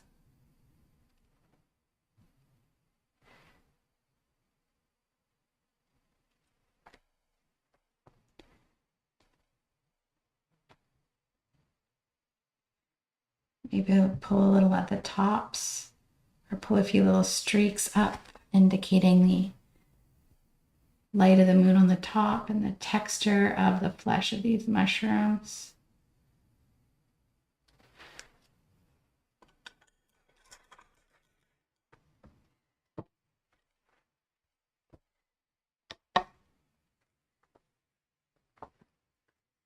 Now I want you to go into one of your lighter brown colors, really light brown. And it's time to pull on the characteristic white bumps on our Amanita mushrooms. So some of these are going to come right off the sides.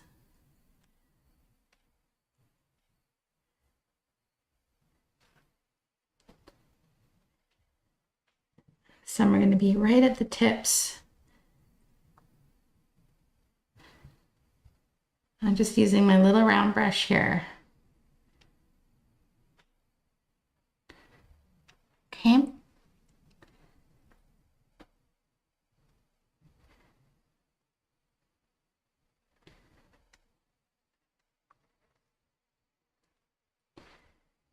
Just little irregular shaped.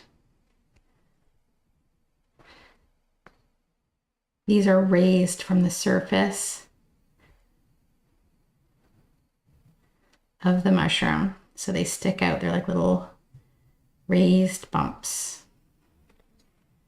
Pull on that texture. And we're going to use the same color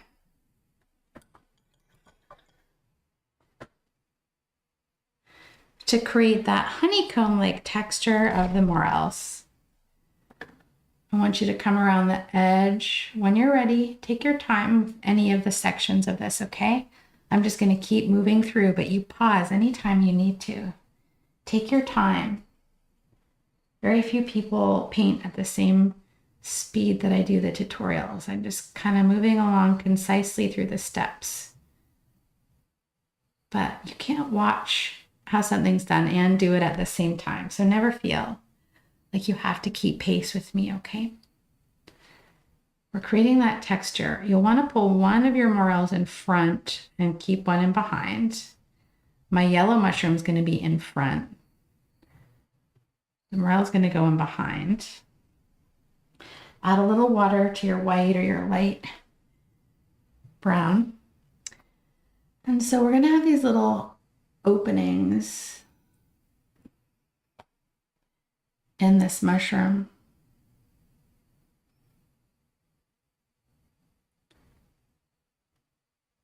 They're going to be a little smaller at the edges.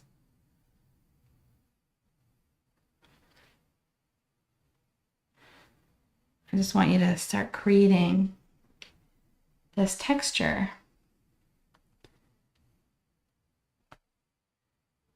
It's a little longer and flatter at the sides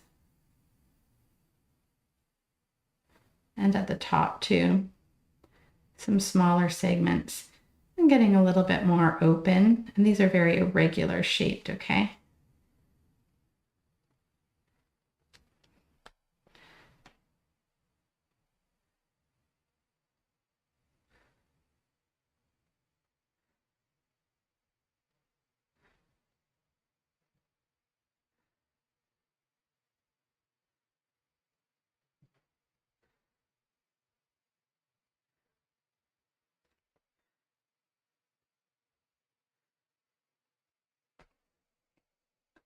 Once I've got these on here, I'm going to take some pure white and I'm going to thicken these lines a little bit. You can give another little highlight on the stem as you paint.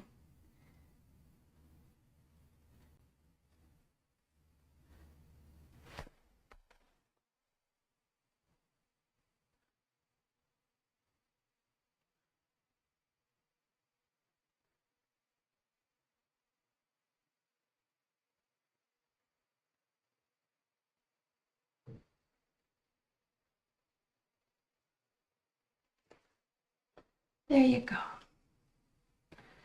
Do one side, and now let's do the other side.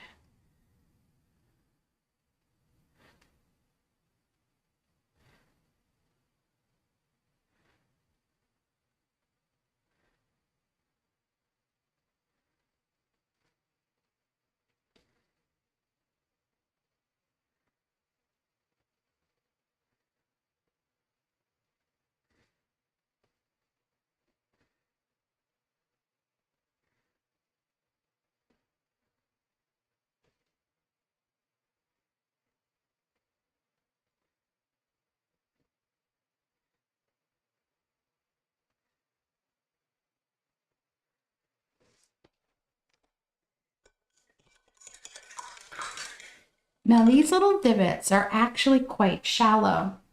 So let's take some of a medium brown color. You can add a little white into it. So to show that you can kind of see some of the inside of these mushrooms, we're going to take a medium to a medium dark brown. And I'm going to put a little bit of this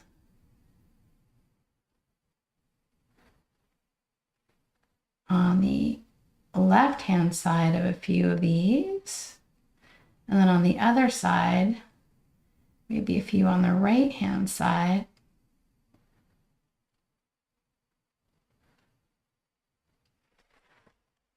Kind of shows a little depth in there.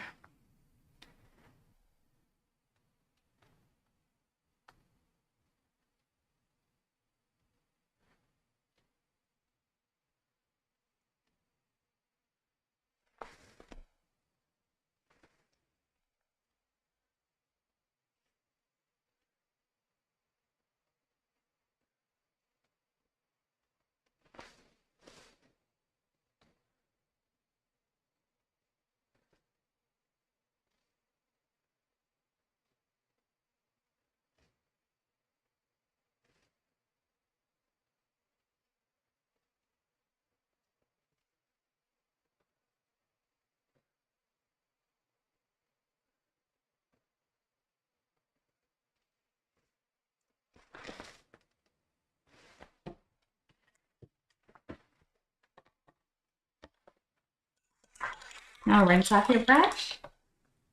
Take some white and add it to your light yellow color. So we've got a really pale yellow. And I want you to streak that up through the bottom of these mushrooms, letting some of those darker layers show through and leaving the top so it's a bit more of this plain dark yellow. In fact, now that we're in a second coat, this darker yellow is going to show up a little bit nicer. And do the same thing on this little guy.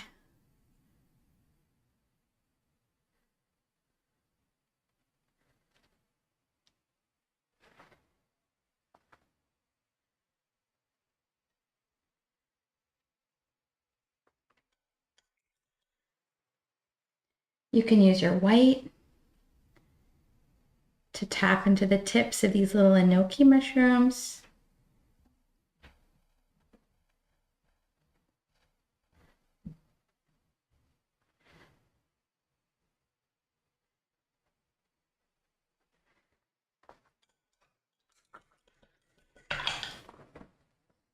I'm going to take some white with the color of my wine caps and make a lighter version of that color. I'm just going to tap in a bit more of a highlight at the tips. And you can use the darker color to help blend that in again. I want these to be nice and bright on the moon side.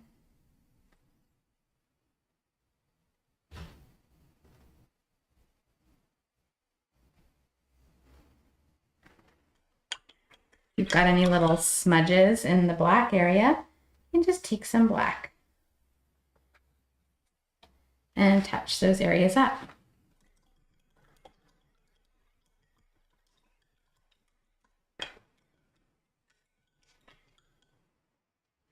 We're getting down to those final tweaky deakies in our painting today.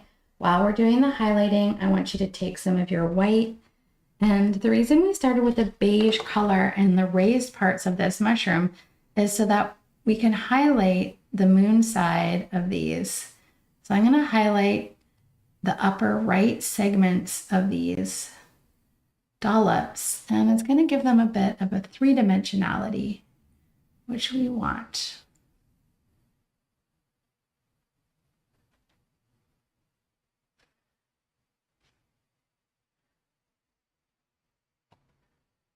So let some of that darker color show through.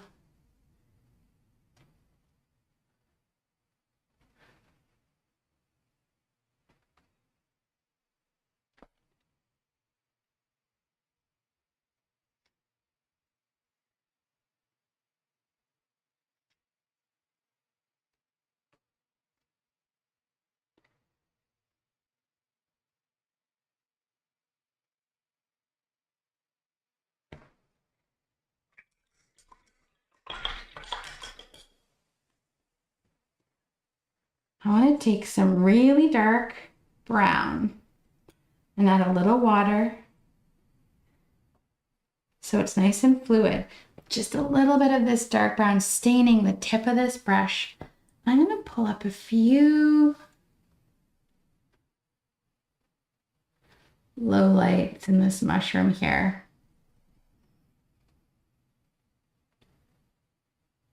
Kind of straight up the tip in the middle, and then they really arc out into the shape of the bell.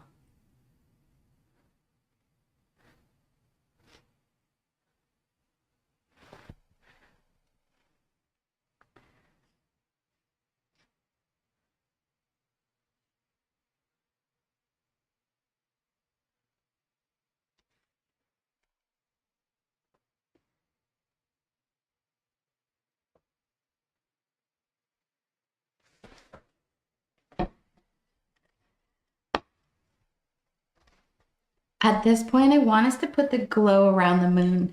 If you have any of the chalk pencil around your moon, I want you to take a clean part of your napkin and get it a little bit wet.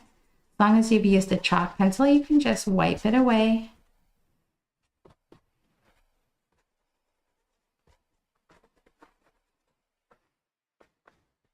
We're going to create the glaze to create that beautiful glow around the moon, and we're going to use our glazing liquid.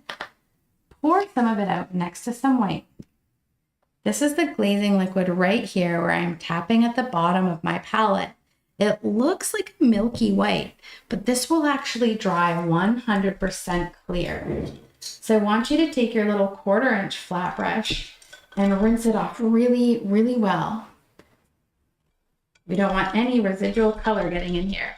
So push your brush right into the bottom of your water cup and rinse, rinse, rinse.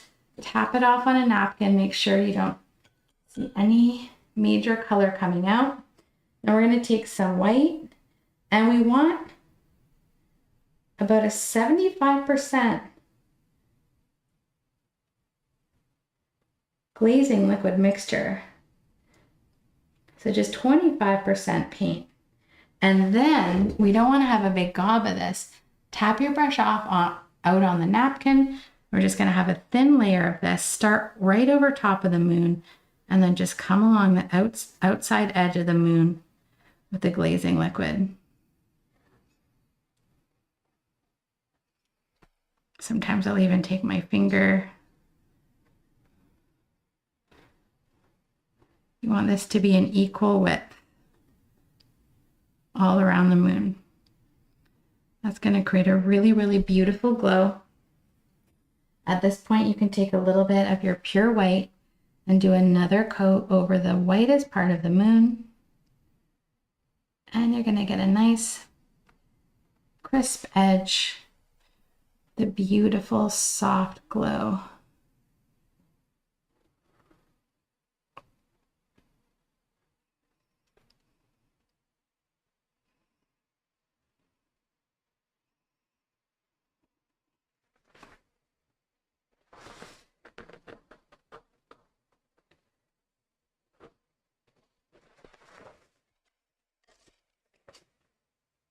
Okay.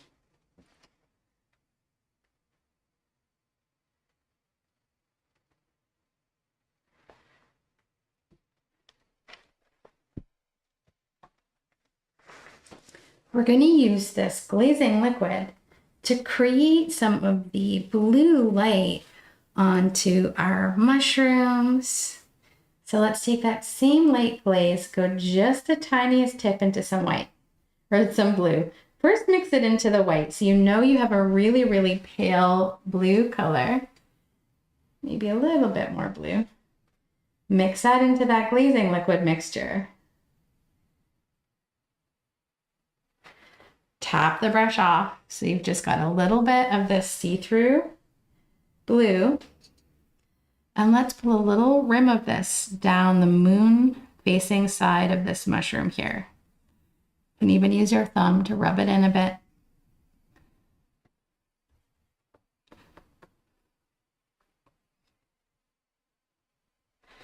I'm going to put a little bit of this moonlight on the tip of this mushroom right here. And right here.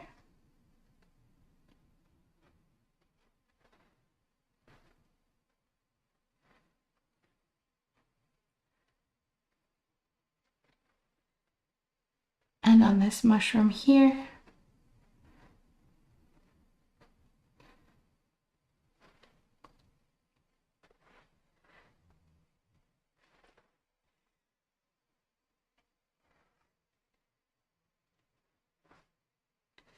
Can put a little down the side of the stem. Or even along the edge of your morel. Or the blue mushroom or the yellow mushroom.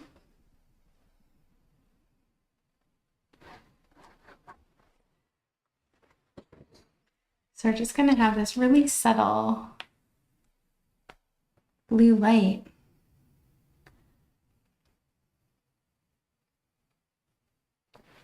Kind of weaving throughout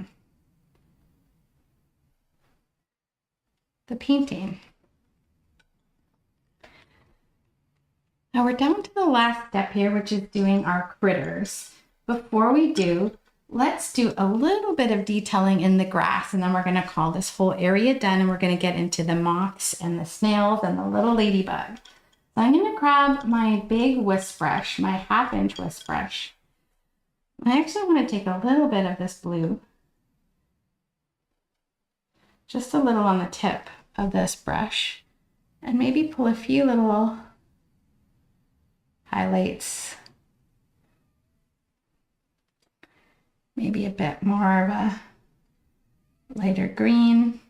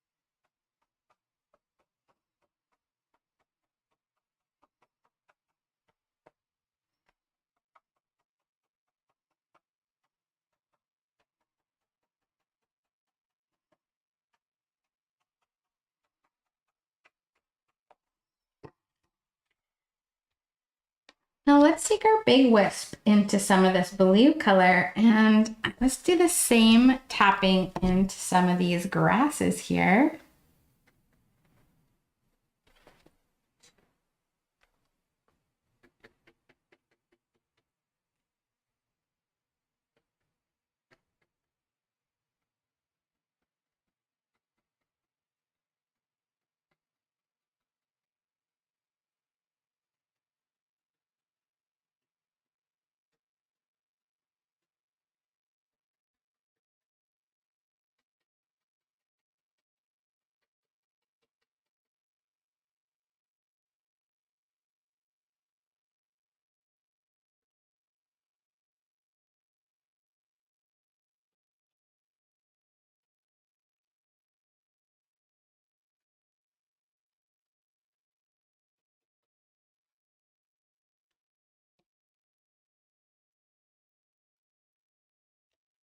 It's time for the finishing touches with our little critters.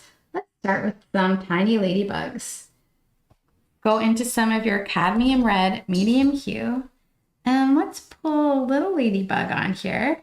So I'm going to create a little oval shape that's going to get a little smaller towards the tip. And I'm going to have one crawling right up here, another one right here. So this one's going to be flat on the bottom. And a little ladybug shape.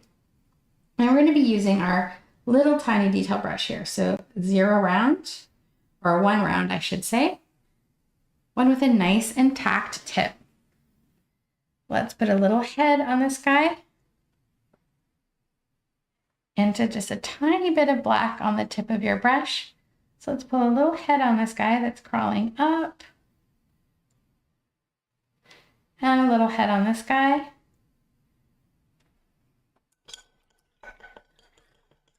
Rinse off your brush, come into some of your purple or purpley brown, just a little bit of paint, okay? And we're gonna pull a little shadow underneath. So the moon shining down this way, casting a shadow on the opposite side of the little ladybug. Get a little shadow under this guy too.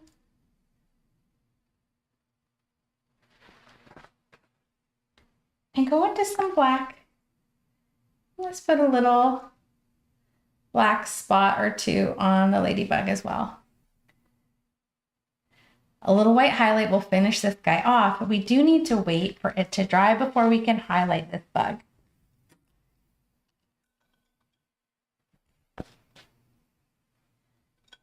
Next, let's take a little 1/4 inch flat brush and go into one of our lighter, creamy brownie beige colors, and let's paint in the wing of a moth.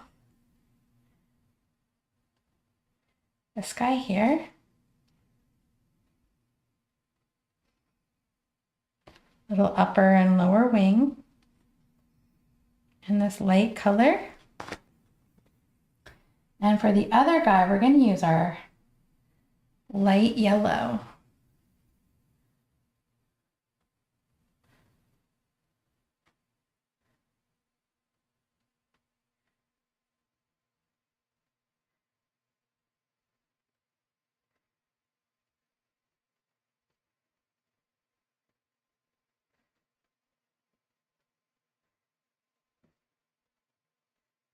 To create a little mothy body.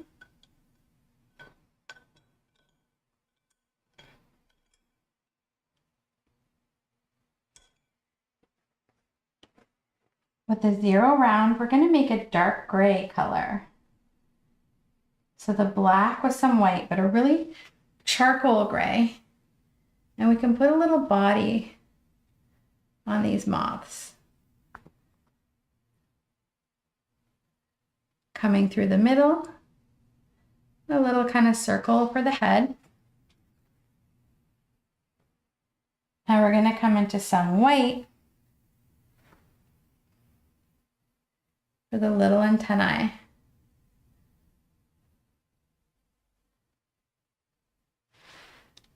And we can do some little highlights down the body to the little segments.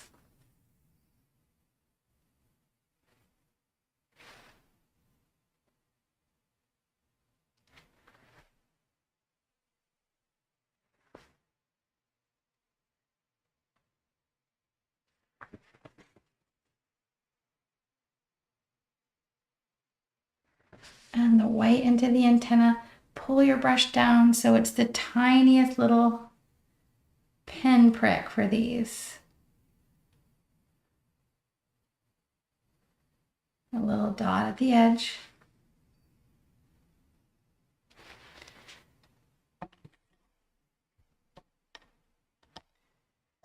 I'm going to come into a nice dark to medium brown color. And I want to pull a little detail into the edge of the wings. And I want to show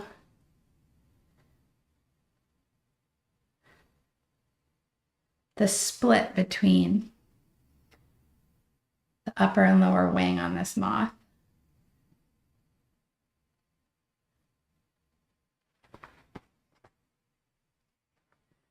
And we can put a couple little black dots on the wings.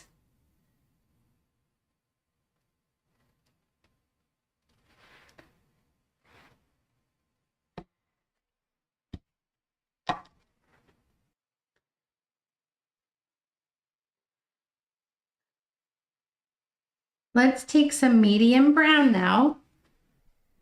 And we're going to fill in the body of our last little critter, which is going to be that snail. So we're going to start with a medium brown where we want the shell to be.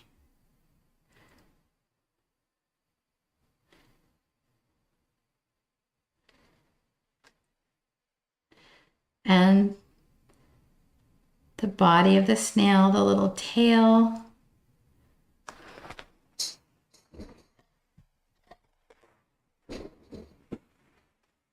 And up in to the little head.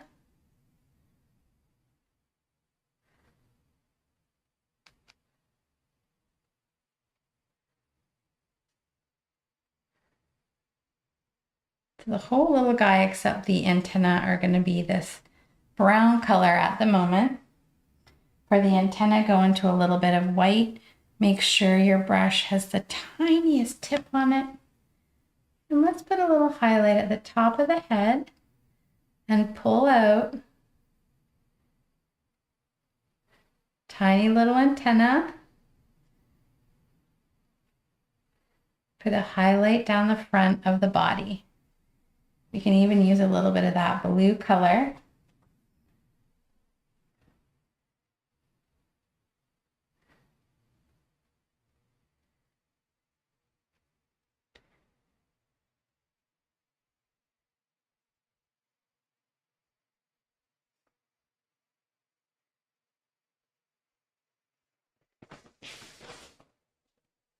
I want you to add some water to some black, and we're going to create that little spiral shape on our snail's body. So we're going to have a little tiny circle kind of in the middle, a little bit towards the back side, and then a slightly bigger one like this.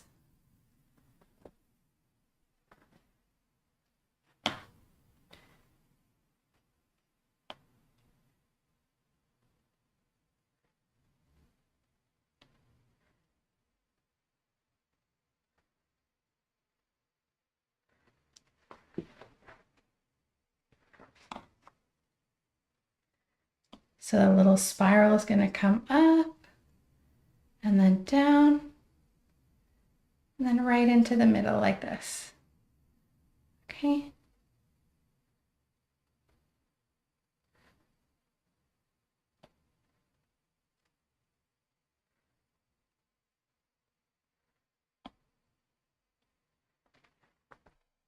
Let's give these little moths a dry, and we're going to add some highlights into them to really make them pop like the rest of our mushrooms. I'm going to give my paint one last spritz and give these a little blast with the blow dryer.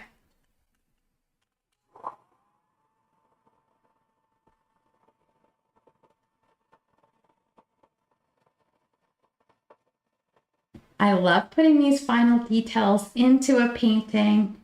They really make it come to life.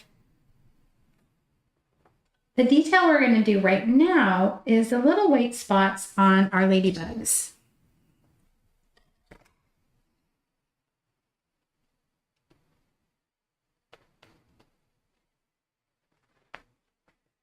With just a little bit of white, or even your light blue, just as long as it's a really light color, on the tip of this brush without it being too loaded, we're going to come across the top of this ladybug, and then we've got to put that little white cheek, that characteristic white cheek on both of them. And this guy's going to have a highlight right at the uppermost part of the back, right here.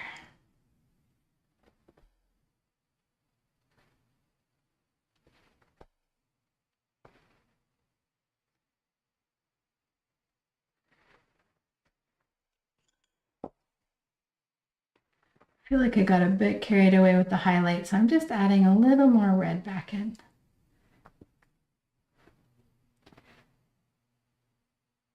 There we go.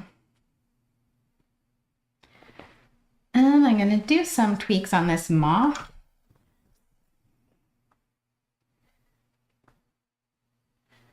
I'm going to pull a little white stripe, but I'm going to do little pulls down in the direction of the wings. I'm actually going to do 2 little white stripes down this wing and 1 up this wing. Then I might come in and do a few little dots in the wings.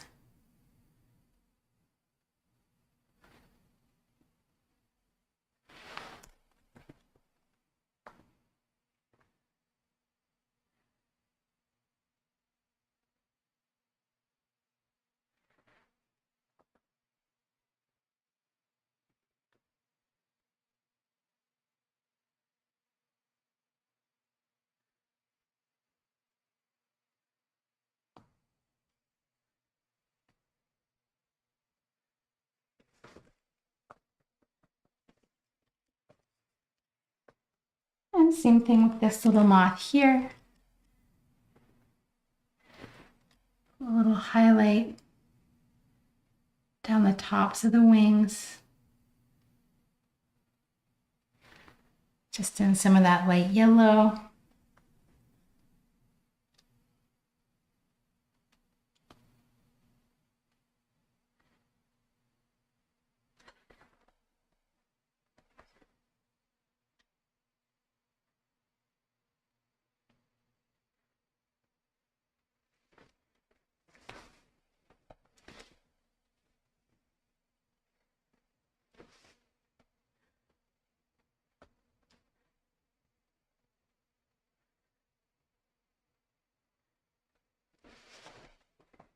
And with the little snail,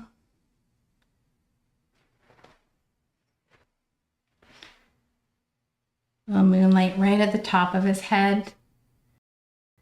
Nice bright down the body. And highlight the top of that shell.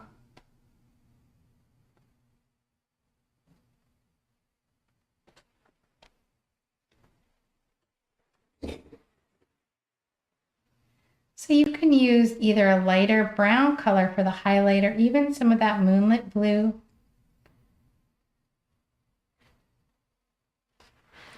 And highlight the little tail of the snail too. The little trailing snail tail.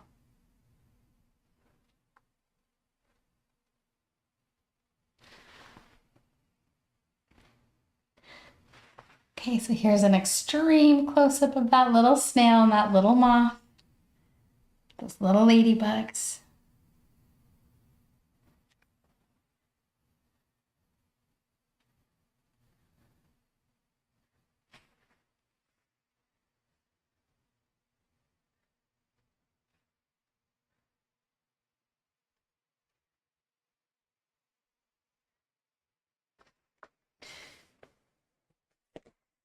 Now at this point in the painting, we're officially done all the steps. So now I want you to sit back and I want you to stare at your finished botanical mushrooms and see if there are any last minute tweaky deakies that you might want to add to it. Sometimes I like to come in with a little round brush and tap on a few bigger stars. Maybe just a few here or there.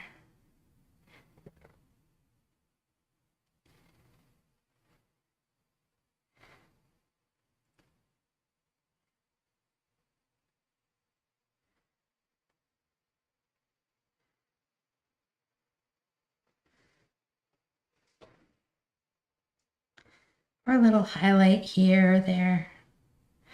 Or a little touch up in the black. Whatever you feel your painting needs to really help pop it out.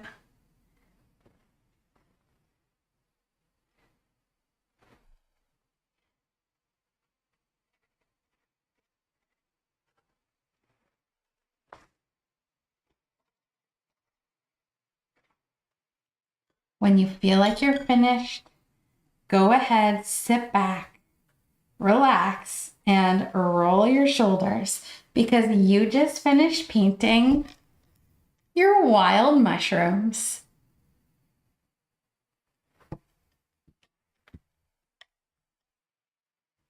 I want you to spend as much time as you want really perfecting each of your mushrooms and little bugs.